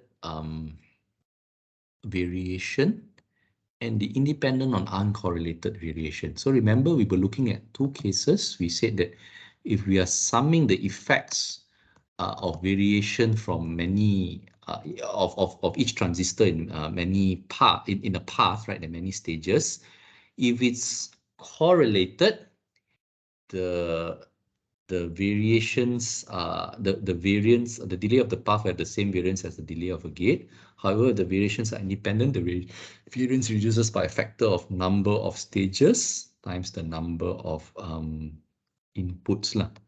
Okay, so we have 16 stages. Okay, so this one, the standard deviation is 1.8%. Okay, we observe below in equation that a 10 millivolt change in VTH causes a 1% change in on current. So 7.25 is this one. So if we have a 10 millivolt change here, it leads to a 1.8% change there. Okay, this is just basically saying how many percent is a 25 millivolt change. So this number 4.6% change in ion is just simply they put 25 millivolt here to get this. But because they didn't know VTT, they didn't know VTH, they just said there was a result that say 10 millivolts, a certain percentage. I just do a direct ratioing to get the effect of 25 millivolts. That's the trick that they apply. But if you know VDD and VTH, you can just calculate this directly. If not, you probably will just have the variation in current due to variation in VTH. Okay, so the deviation ion is 4.6%. The standard deviation of the entire part is only divided by square root of 24 because the RDF is an independent effect. It's not a dependent effect. So it's divided by m times n. M is the number of stages. Yep, m is the number of stages. So there were the number of transistors. So it's 24 transistors.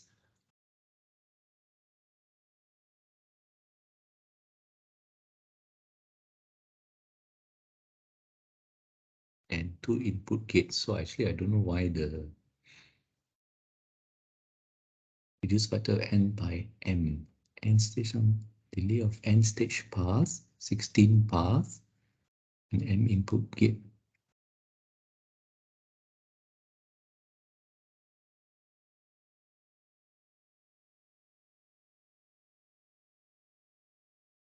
Okay, m transistors that can vary separately. So there are 8 and 16 of that, 24, and n stage path. Okay, this part I'm not exactly sure why is 24. I'm not fully able to explain it, but the reason is square root is because the variance reduces by this factor. So the variance actually the standard deviation squared lah. So the standard deviation squared 4.6% squared divided by 24. So the standard deviation is square root of 4.6% squared divided by 24. 4.6% divided by square root of 24 lah. So it's 0.95% of the entire path delay lah. So the path delay was, I think, 320 picoseconds. 0.95% is 3 picoseconds. Okay. So where does that come from?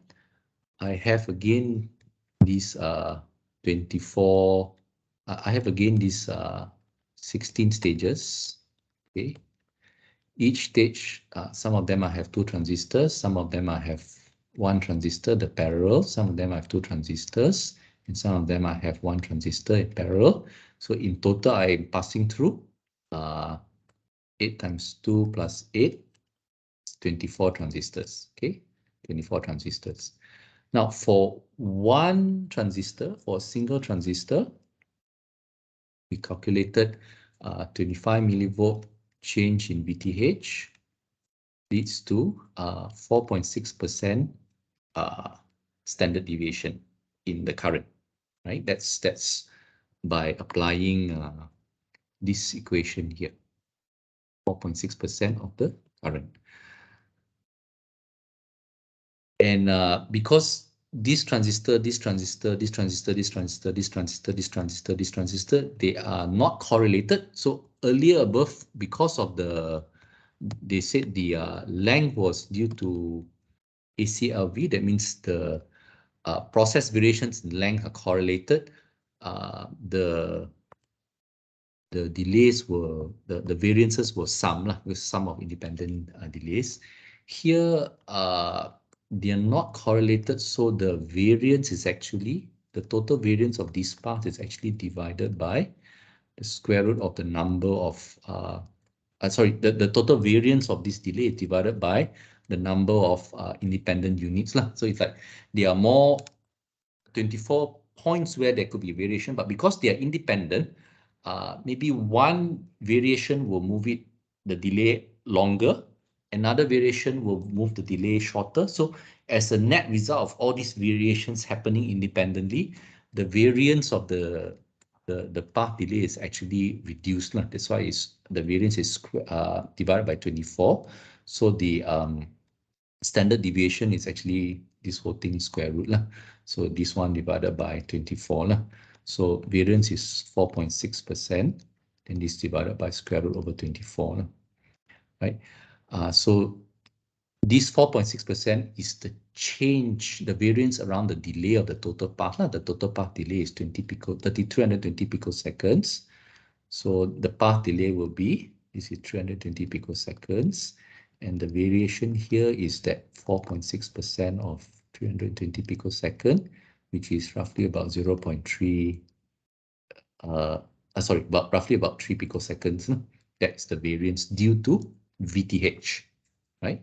So now you have the variance of the delay due to L, the change in length, and the variance of the delay due to VTH. They're two separate effects. Okay. So how do you combine the variance from two separate effects? You sum them up. So the variance from L plus the variance from VTH, you sum them up. You square root of that, you get the standard deviation of the total delay. And that is what you have here, lah, the root mean squared, the 64.6.4 picoseconds squared, the 3 picoseconds squared, you add them, square root of that. The net result of delta VTH and delta L, the net result is you get 320 picosecond. The total variance here is, the total standard deviation here is 7.1 picosecond. That means we are able to say that if you want to model the delay of this path here, if you want to model it, is 320 picoseconds. It will vary with a standard deviation, Gaussian standard deviation of 7.1 picoseconds due to a 2% variation in 2% variation in L, or 2% variation in delay due to the L, and a 4.6% variation due to dVTH. So you get 7.1 picoseconds. Okay. Again, how to apply it to this one?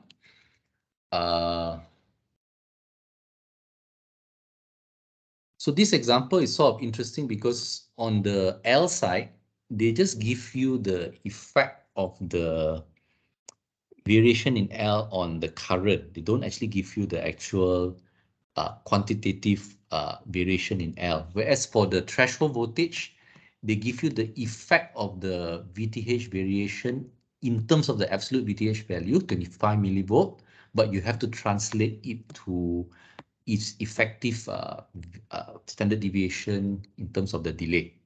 So you've got both cases here. The example is trying to illustrate that. So if you want to apply it to here, same thing, like it could be that we say that the VTH, the standard deviation is maybe 10 millivolt or 8 millivolt or 15 millivolt. Then you can go ahead and evaluate again how many transistors that are going through to evaluate that gate, to compute that gate. And then normally you can say the random Doppler fluctuation, whether it's either it's correlated or it's uncorrelated. Uncorrelated, then that variance will be divided by the total number of transistors in that gate or the total number of transistors in that path. If it's correlated, then it's just summing the variance across the total number of transistors in that path, right? So you just apply it here. And yeah, so what would change would be between different logic gates, the number of transistors will be different. So now what we have achieved so far, we are able to have a method to estimate the variance in the delay of a path, right? So it could be any path, but typically we're interested in the critical path due to process variations arising from variations in the channel length, variations in the threshold voltage. And what the library gives you here is the delays or the variation in the gate due to differences in the operating environment. SS, for instance, the voltage is 10% less than the nominal. The temperature is high, 120 degrees Celsius. FF corner, the voltage is 10% higher than nominal. The operating temperature is at 0 degrees. And TT, the operating temperature is 25 degrees and the voltage is at nominal. So these are the range of variations that can be taken into account. Okay, so this is one aspect of it, crucial aspect, where we actually relate the actual environmental and the actual fabrication variances to a variation in the delay. And the variation delay here is in the variance. Now, there is one more effect that is also kind of really interesting. I've talked about it. Now let's just go deep dive to really look at it. It is this idea here. The sum of, if you look at the maximum of random variables, right? So if I have a distribution of delays like this, okay? If I have a distribution like this, let's say I say one path n equals 1. One path has this mean and has this standard deviation, right? And that's what we were doing in the last 15, 20 minutes. We were just saying that, okay, 320 picoseconds is that one path, that's the delay, the theoretical delay. We've gone through all the process variations, the change in L, the change in VTH. We've got the standard deviation here, but that's for one path. What happens if you have 10 of those paths that have roughly the same spread? If you have 10 of those paths roughly the same spread, the worst case delay will have a mean value here and a standard deviation here.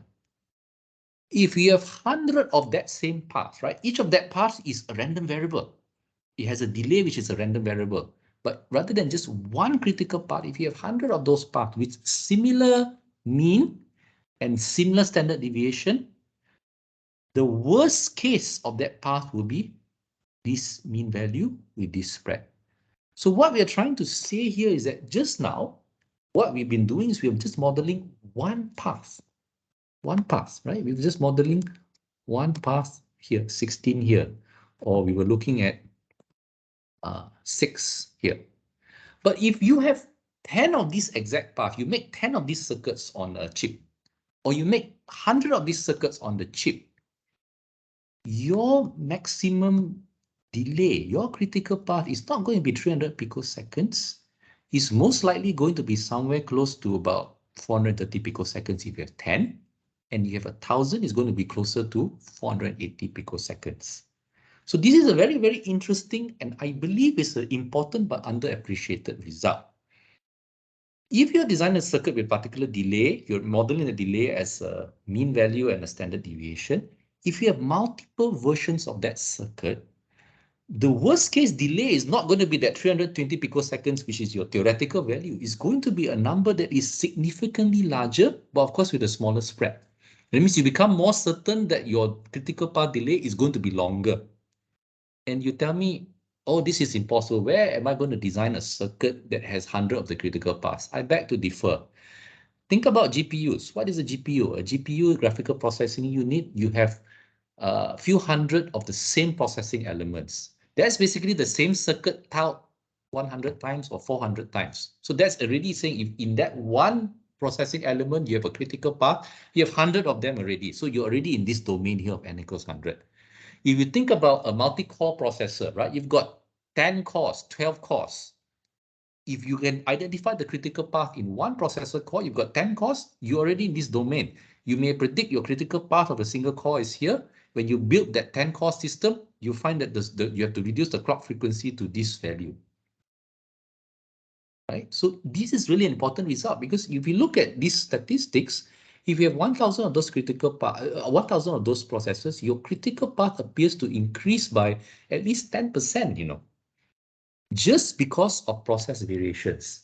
So if you ask me, which is the worst effect, I think this is the worst effect because just because you have many repetitions of this same delay, this same path that has this type of mean and variance, as a result of just statistics, because you just have so many of these paths, and this is realistic because you have hundreds of millions to probably billions of logic paths in a modern digital integrated circuit. You cannot just predict what is the critical path of your circuit and use that to set the specification of your clock frequency. It just won't work because of these statistics. So that's what I believe is the greatest value in this analysis. So besides walking through how you can link the value of L, the change in the variation in the fabrication of transistor or the variation in the VTH to the variance of the delay, you now have to consider a second step. How many of these paths have sort of similar mean value and similar standard deviation? And then you can apply this kind of statistic to say, actually, even though my critical path, I have theoretically calculated the worst case is this, I have to assume this is the critical path in the chip I make. And if you assume this is the critical chip you make, you will only pass 50% of those chips. The other 50% will be failed here. So if you want to pass 99% of the chips, you have to look at this Gaussian distribution and pick the critical path here where 99% of the Gaussian is an area under the curve. So you have to actually consider a critical path much closer to 500 picosecond when originally your theoretical analysis was your typical path was only 400 picoseconds. That's really already about 20% increase just because you want to get the yield number, right? So I'm going to pause here because this is a very subtle, is pretty complex because we are layering so much information on top of the other. But if you think about what I'm saying, just by replicating a lot of circuits, your critical path can go up by 20%. That's a really, really scary fact. That means your clock frequency will drop by a factor of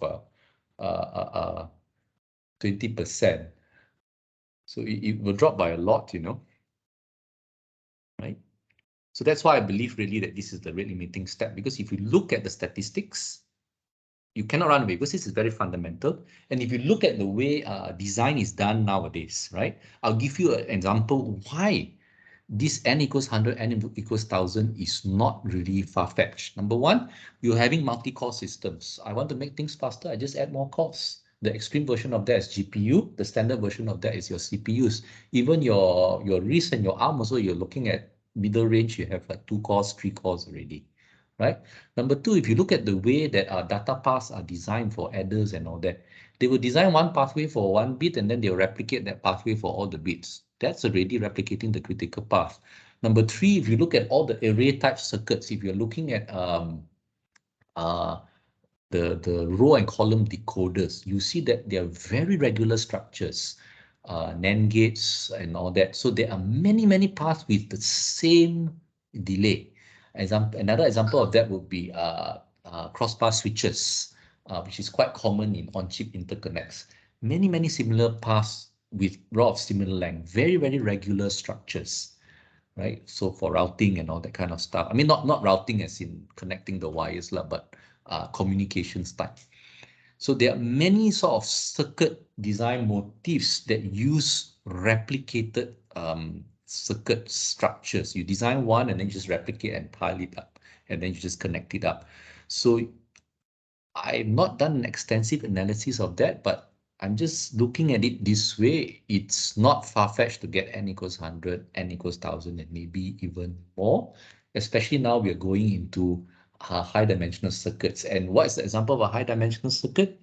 Think about your deep neural networks where it's just a bunch of weights multiplied by weights multiplying and then adding together. A deep neural network is a really, really regular path, and then there are millions of weights, millions of forward paths that have exactly the same delay. So if you're talking about deep neural network chips, that's something that probably will be impacted by this as well.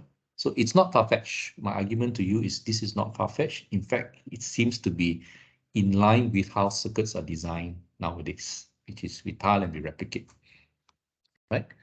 So two major concepts here. We're sort of wrapping up this portion here. How do I convert variation in channel length, variation in threshold voltage, to actual variation in delay for a logic delay path? I can do all that. We've gone through some examples today.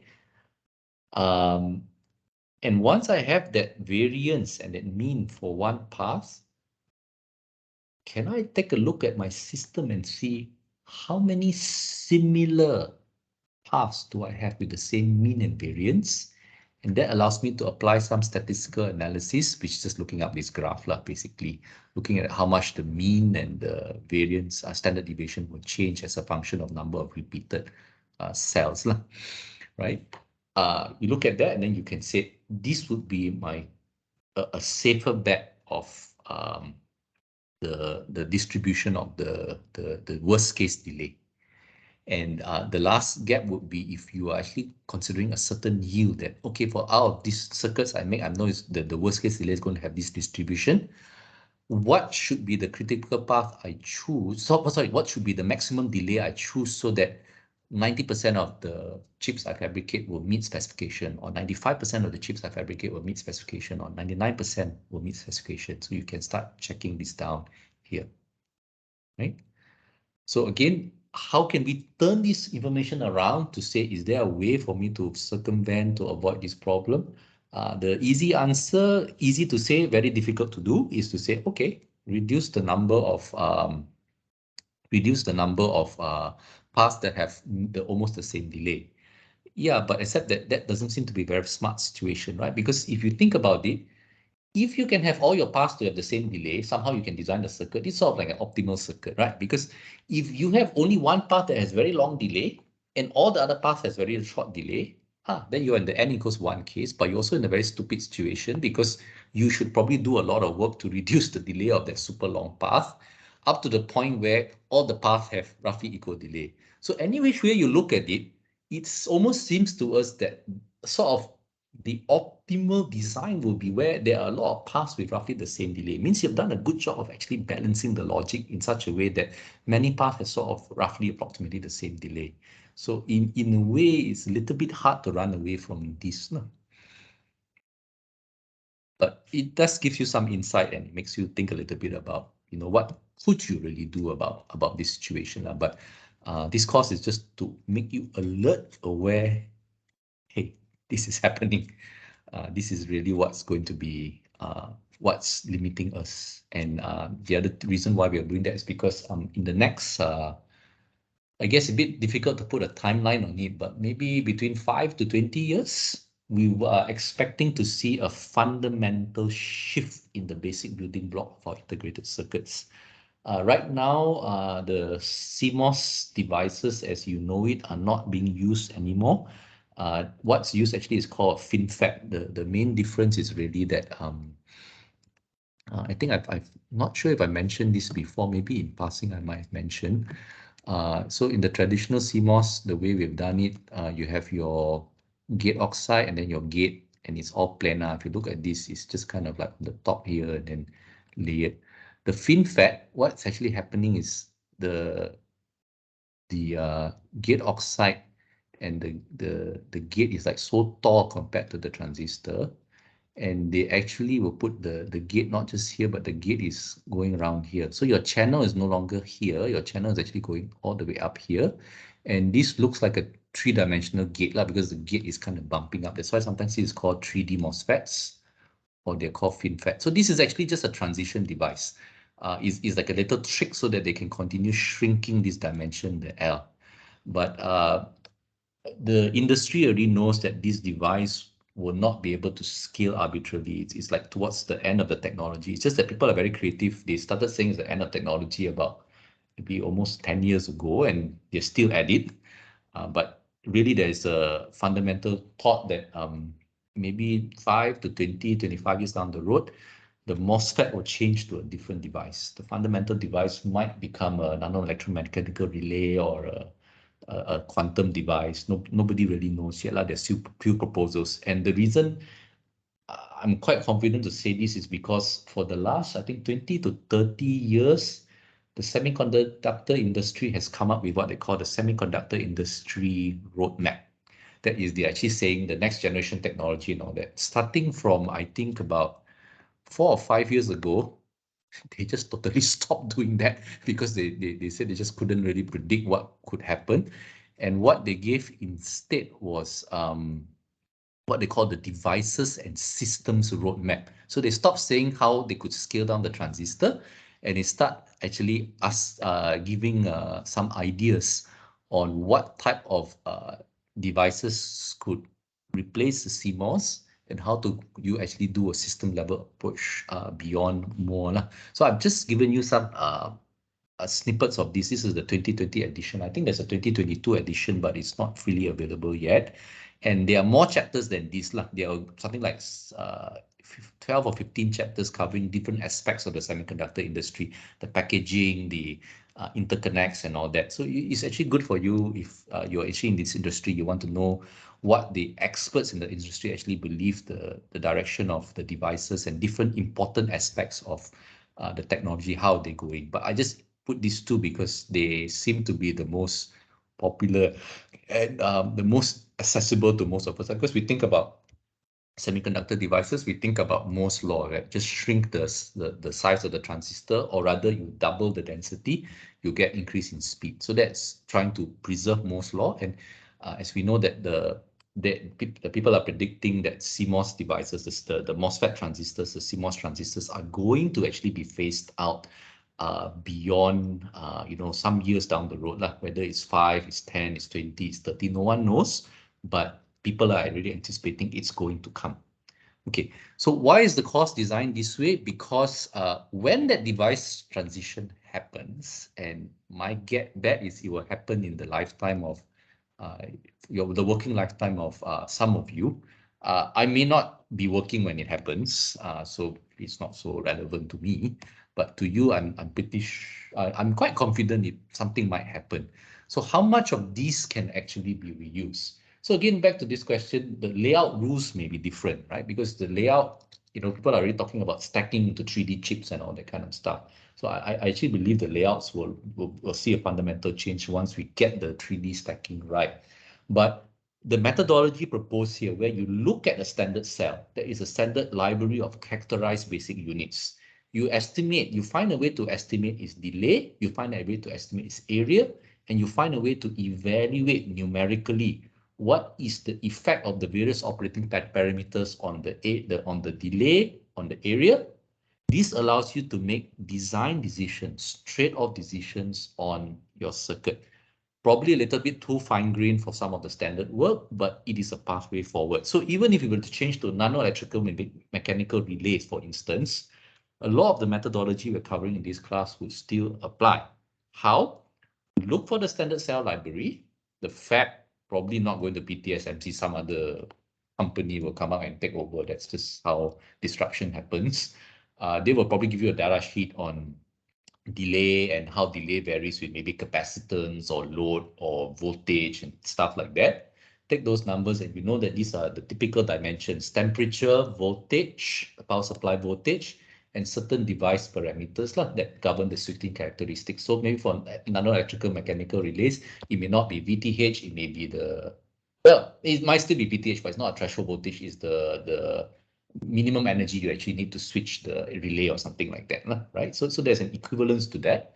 You can still apply this methodology for that, right? And again, I believe because these devices are going to be even smaller than 7 nanometers, otherwise it's not worth building that, you are going to have process variations. It's not a question of if, it's a question of how bad, right? Because, we're at the level, single atoms are 1 angstrom, so 7, which is 10 to the minus 1 of a nanometer. So 7 nanometers, you're in the domain of 70 to 10 atoms already, right? So I'm not quite sure how much smaller you can pattern things, right? So your light is you're already patterning things a fraction of the diffraction limit of light. You're already breaking the barrier of physics with so much of technology already. So I'm pretty certain variations are here to stay. And one early work you can see where this is done is the last 10 years ago, when people were looking at carbon nanotube transistors. They were looking at trying to put a single carbon nanotube as the channel. Already in those early experiments, they were already saying that it's really difficult to position the carbon nanotubes accurately. Rather, the circuit assembly, they no longer call it fabrication, they call it assembly, will have to tolerate a vast number of errors. So the prediction here is variability, variations will be here to stay. The change in the design methodology will really be to more accommodate designs, digital circuit design or digital logic designs that can be more robust, minimize the sensitivity to variations in the manufacturing process. So this is the reason why we're covering variability a lot, because number one, is a really important problem today. In fact, I'll say it is the number one problem of semiconductor fabrication and manufacturing today. It's not how great you can squeeze your designs. You can squeeze your design, everything, and then you can predict all those numbers, and then when you fabricate it, the things just way slower and stuff like that. And I think today, I hope I've clarified, show you one set of possibilities why it actually turns out to be so much worse than what the synthesis tools and all that will predict. But I'm not sure, maybe the synthesis tools have evolved, they're taking into account the process variations of the the fat and all that. Maybe there's an entry and a configuration where this has already been accounted for. But now you know the statistical reasons behind why these configurations are there in the first place. All right. Okay, so aging is quite similar in spirit to process variation, except that the variance will come about as a function of the more you use the transistors, the more you expose it to high voltage, threshold voltages, all that, there is a probability that some damage will occur, which will reduce either the VTH or it will kind of slow down the circuit parameters. Mostly it ends up being modeled as a change or a reduction or a compromise of the VTH, the threshold voltage. And from there, you will see a slowing down of the transistors and therefore increasing the critical path and all that. So that's kind of the general idea. Try to upload some reading material just so that you can explain the concept, but probably in this class, we won't go into the actual computation, not this semester at least, all right? Okay, so what can I ask in the second cluster of questions? I'm definitely going to ask you for the same circuit. Evaluate, quantify what is the effect of this process variation, this L change, this VTH change. If I've got this number of repeated paths, and I might tell you outright how many paths, or I might not. I might just give you the circuit. You count the number of paths, or you estimate the number of paths that are near critical. So it's just an exercise for you to really understand how to apply this. Then you just say how bad this is and maybe start reasoning out, compare with the theoretical value, and could ask you some stuff like, okay, if you want to actually reduce the process variations or reduce this uncertainty, what would you do? Maybe you can suggest a few steps just to be aware of them. So that's in the range of questions I can ask you with regard to the second question, map to PBL2. All right, I think I've gone over time quite a bit, but this has really been an interesting and important topic, and I really appreciated the discussion. Maybe I'm going to pause here to see if there are questions, doubts, uncertainties. I can try to address them.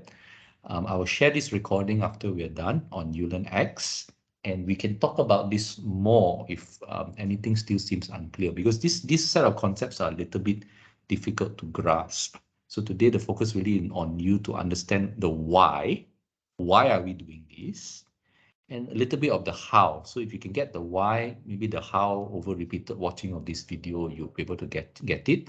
If not, then we can still talk about it a little bit more in the future session. Yeah. Okay, so I'll just pause to see if there are any questions or clarifications you need. Yeah.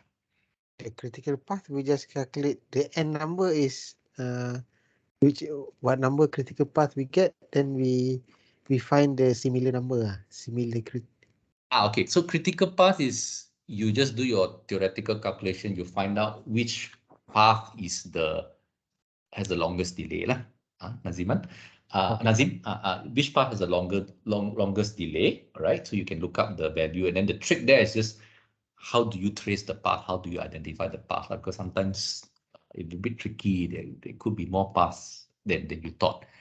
The n is actually the number of near critical paths that can exist in the circuit. So you got the critical path already, then you just sort of take a look and sort of just calculate all the other possible paths that you you estimate will be quite close in value to the critical path. If they're almost sort of close in value, that will be the number of paths. These are called near critical paths. Now, there was a good question, I think, from Yenting, if I'm not mistaken, that asked me, how do I know what is close enough to a critical path?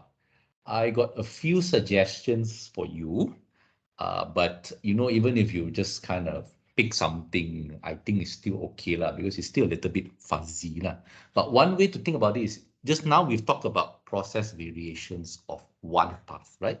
We've gone through quite elaborate. We know how to get the mean. That's actually just estimating the theoretical delay.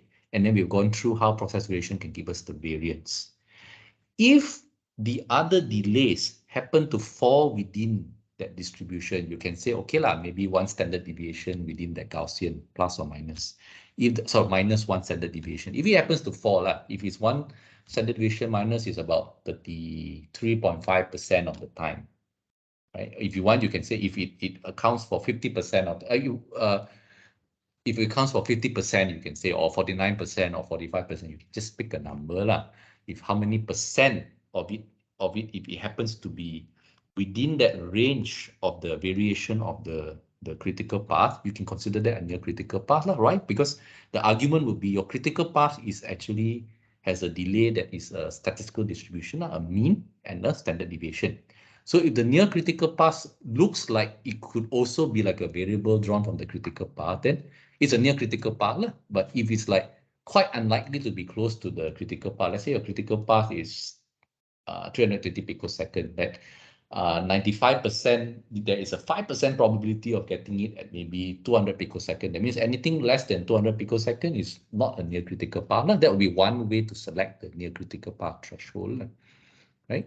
But you do something reasonable, be okay lah, because normally the circuits I give you for the exam will be quite simple. There'll be a few long paths and the rest will be really short paths. Like for example, if you just look at this circuit here, okay, your longest path will be this one here, 6 gates here, right? So you can calculate the value of the 6 gates. Then maybe all those that are 5 gates, 4 gates, you can consider them, right? But here, actually, if you look at it, I think it was intentionally designed. The 6-gate path is like the only one's the longest. Then maybe what you can actually see is you can see a lot of 2-gate paths. So you can look at the 2-gate paths, the delay, and then there are how many 2-gate paths? There's 1, there's 2, there's 3, there's 4, there's 5, there's 6, there's 7, there's 8, there's 9. So there are a few 2-gate and 3-gate paths. So that's the one that maybe it would apply more. But if the 2-gate path, the mean and variance does not exceed the single critical path, then the single critical path is a rate limiting step. In this case, if the 2-gate path somehow after you account for maybe the 10 or 20, it exceeds the critical path, then 2-gate path actually is the near critical path that will become the critical path.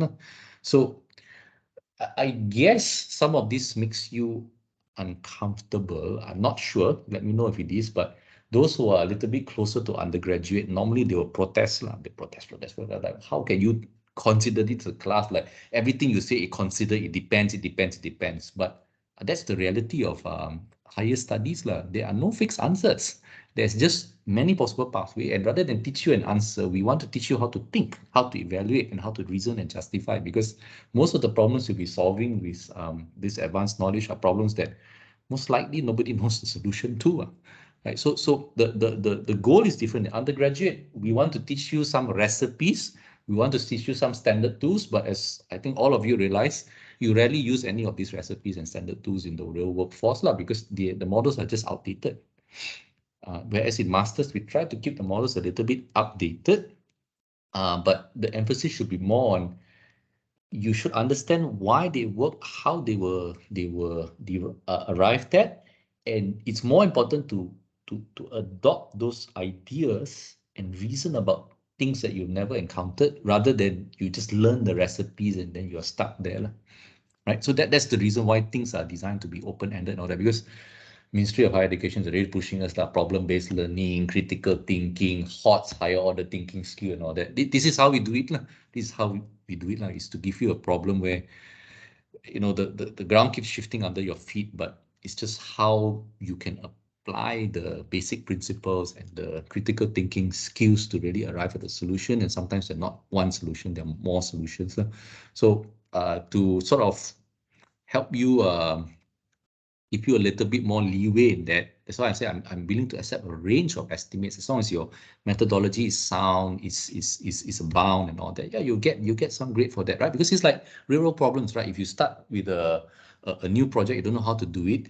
As long as you can solve it, even if it's not a perfect solution, maybe you can sell something, or your boss will be very happy and it will go on to next phase of the project and all that. So some progress is better than no progress. So some estimate, even if it's not that accurate, but if it's reasonable, it's justifiable, is better than no estimate. That's the philosophy of why the grading is going to allow a broader range of analyses and values. And by the way, that's really hard to grade. So that's why I'd say I need a bit more time, because I'm going to have to allow for so many possible solutions. But I think that would be good in order to promote among you a more open-ended thinking, more critical way of thinking things, that perhaps there's no one correct answer, but what would be good enough. So urging you to think about what is the problem. First, you have to clarify the problem. You have to be very clear about the problem. What could be the potential solutions based on fundamentals? How do you evaluate? How do you assess? How do you judge the measure of success? In fact, you see that in many cases, these advanced problems, even quantifying the measure of success is very difficult. It's hard to say how do you measure success. So even being able to say, okay, I can declare success this way, that's already a success in critical thinking. And then can you actually do that quantification process? So just sharing with you some of the thoughts that have gone into why the questions are like that, why the material is like that. Okay, sorry, can take a bit more questions. Probably we'll put a cut off at 12:30 to let people have a bit of a rest.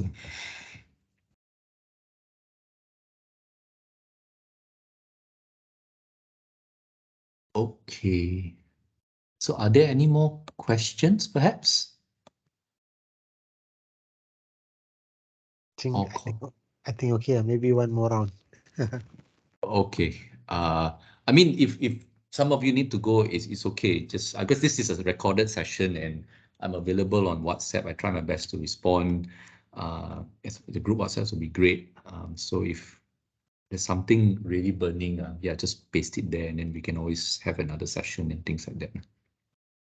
Okay. So maybe in the interest of time, maybe another 1-2 minutes. If there are no questions, we can wish each other a good night. Yeah, actually, I want to go through the datasheet selection because we have Okay. so many in the library, right? So Yes. Okay, so if I'm waiting for someone else to ask a question, I'll just answer your question. Nazim. Thanks today. Really appreciate all your questions. By the way, Nazim, if maybe I wanted the opportunity to also address that because you're from an instrumentation background and you're expert in the area. Sometimes you may be wondering how this would apply to you directly. I sometimes wonder about that too, but I have a partial answer. I don't have a full answer, I have a partial answer. Number one, for you to realize that all electronics, fundamentally, they are subject to environmental operating conditions. They vary in terms of speed.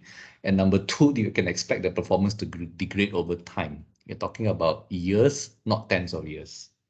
So I think that's of critical importance to especially mission critical systems.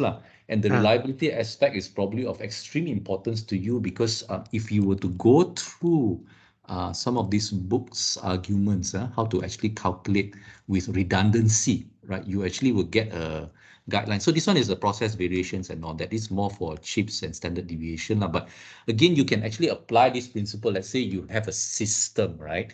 And your system has chip, right? So you have maybe 10 modules or 100 sensing modules or 100 sensor, right? Not all those sensors, even though you buy exactly same sensor, they're not all going to be the same. So there's going to be a variation in their performance.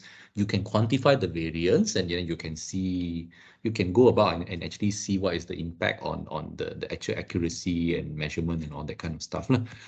So that's one minor application, but the major application really would be in variant tolerance, like fault tolerance, this part here. We don't exactly cover it, but it's sort of related. It's like if you have a system that has N components and R defective components, what is the probability of failure and probability of success? So here is something like this, like 16 core processor, SSD or 19. Like how many cores or how much of redundancy must you include in the system to guarantee a certain percentage of success.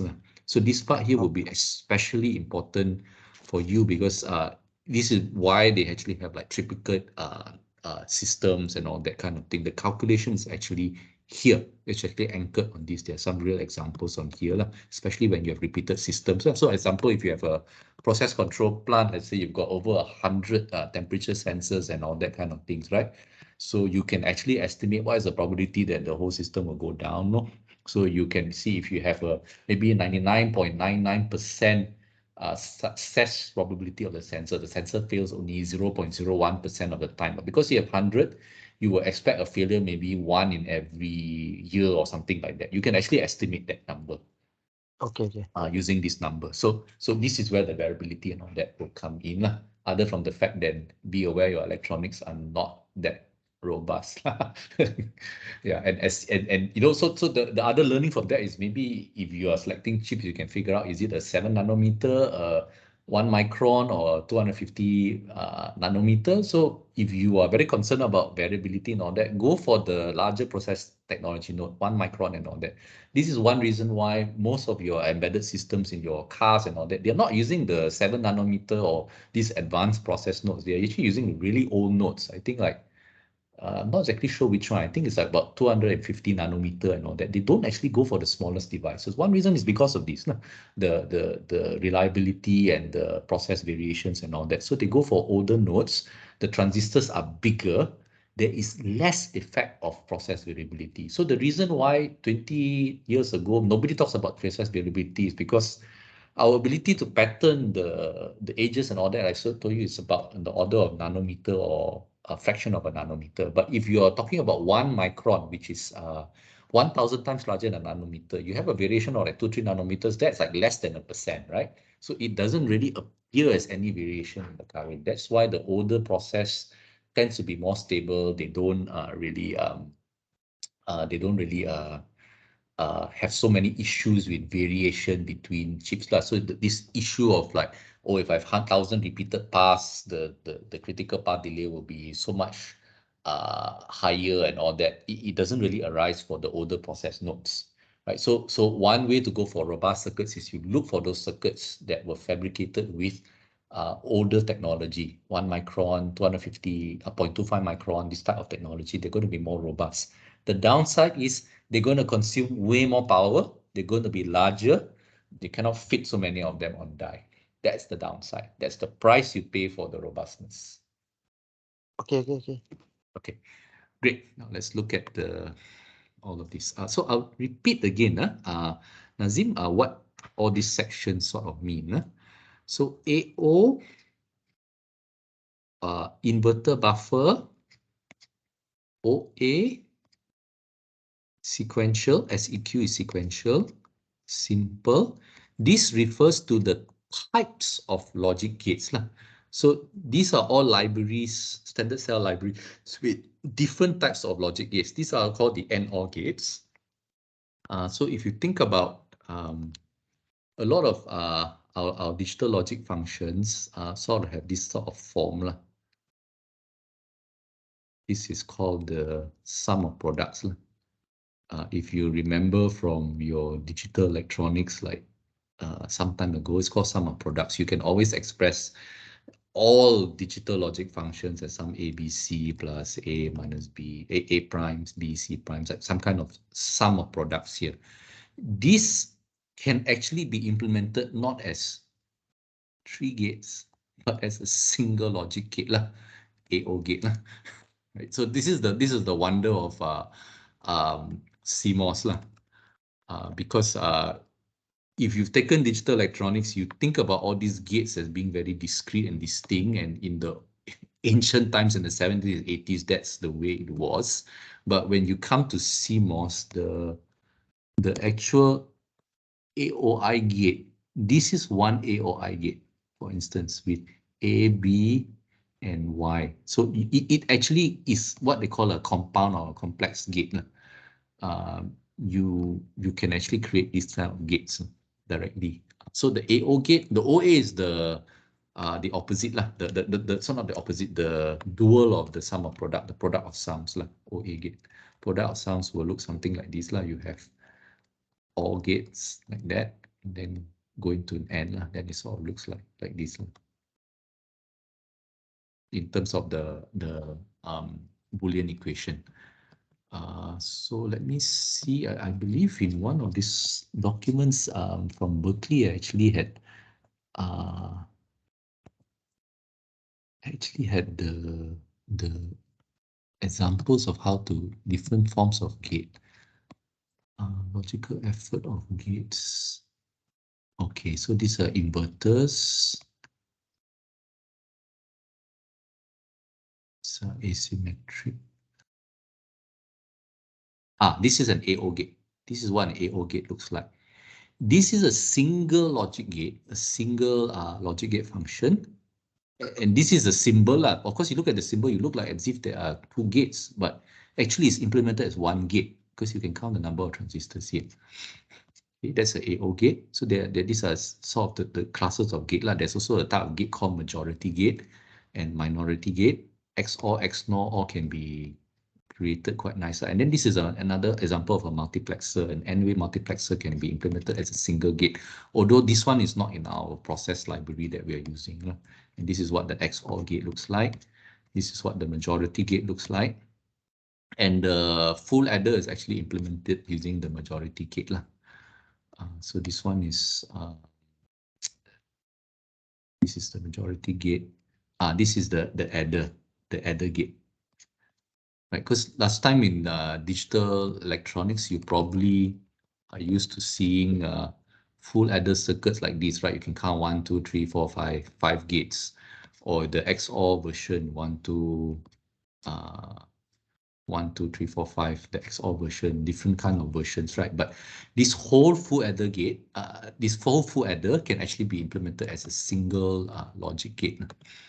So that would be in chapter 4. Here are computing logical effort of digital gates. So this is a book written by some professors in University of California, Berkeley. Yeah, so that's the logic gates. Okay, now let's go back to the library. So AO is that family of NOR invert gates and there are different configurations of this AO gate There's two input AND going to one OR and then one AND. So different configurations You can spend a bit more time exploring this. I've not done this so much, probably not used it so much, but there are different configurations. Some have 3 inputs, some followed by 2 inputs, different ways you can combine these. So this is the AO and OA gates. Inverter buffer usually contains different sizes of inverters. So let's just take a look at that.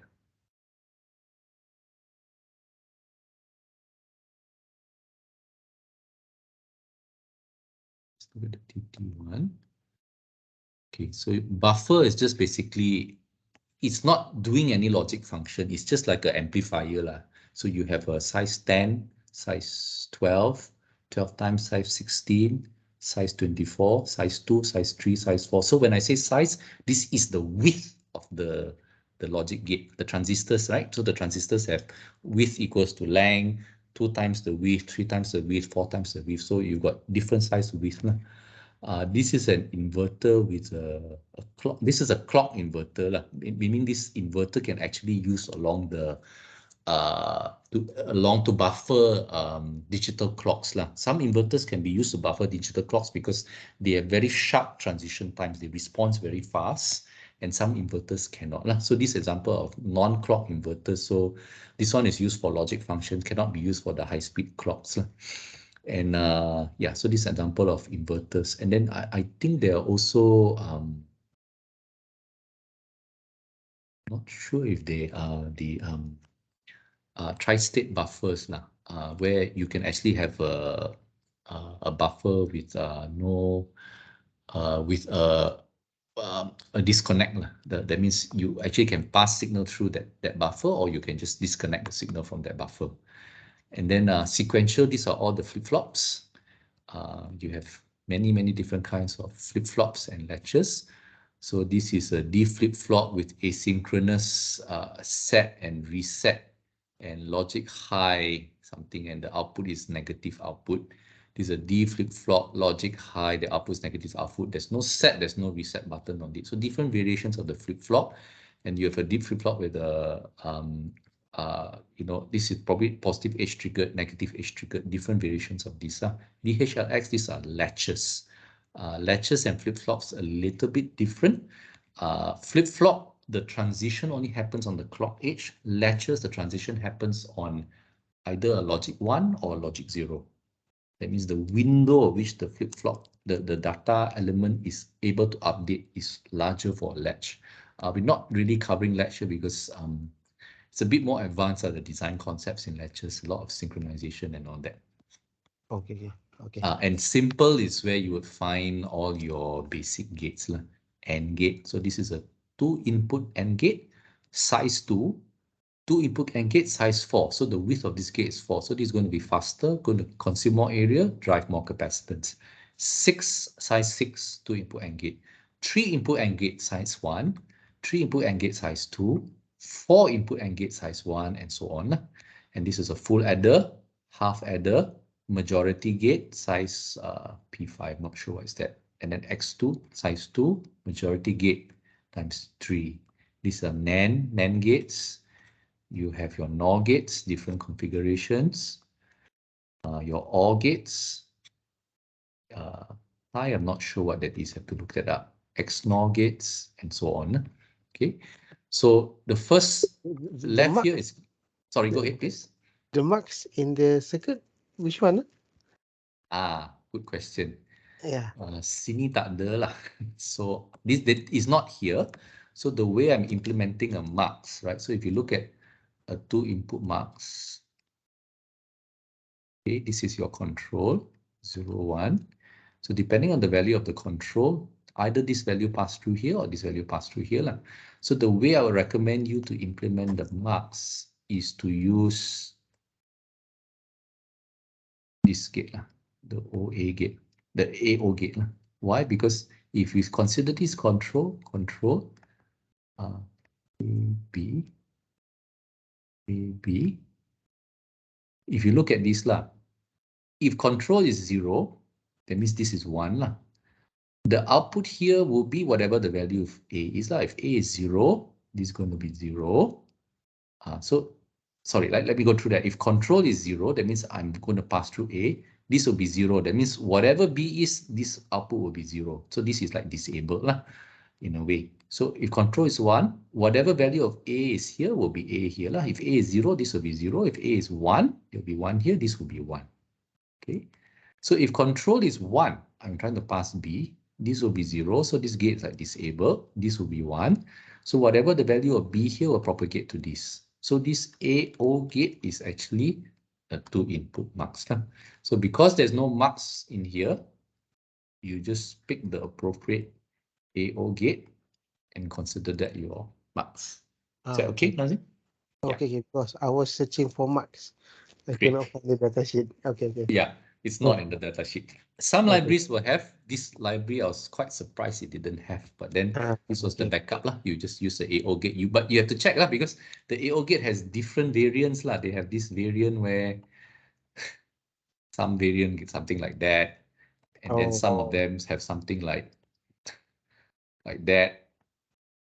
Oh, which one? Okay. Yeah, different versions of it lah.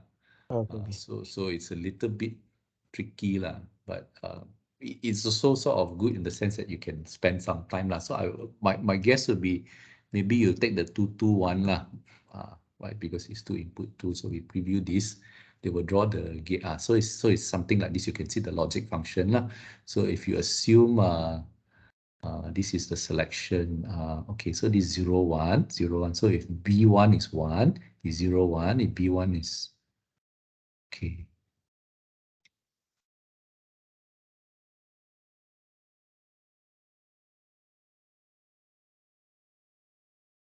So sometimes just do Google A022 gate.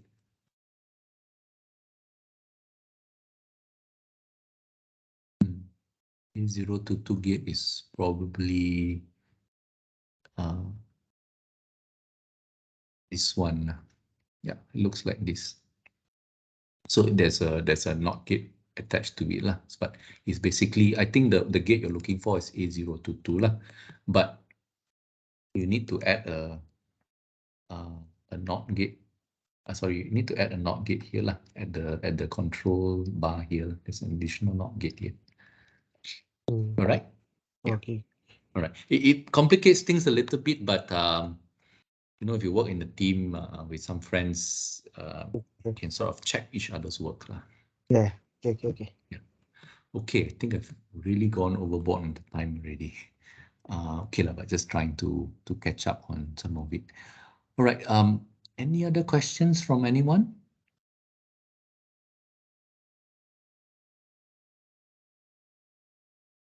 Okay, if there's none, thank you for your active participation today.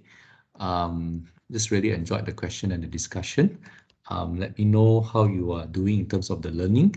So I wish you all a good night. I will put this video up on ULearnX if you need to reference it again. So take care and have a good night. Right? Okay, thank you, Doctor. Okay, thanks. Bye. Thank you so much, Doctor. Doctor. Yeah, sure.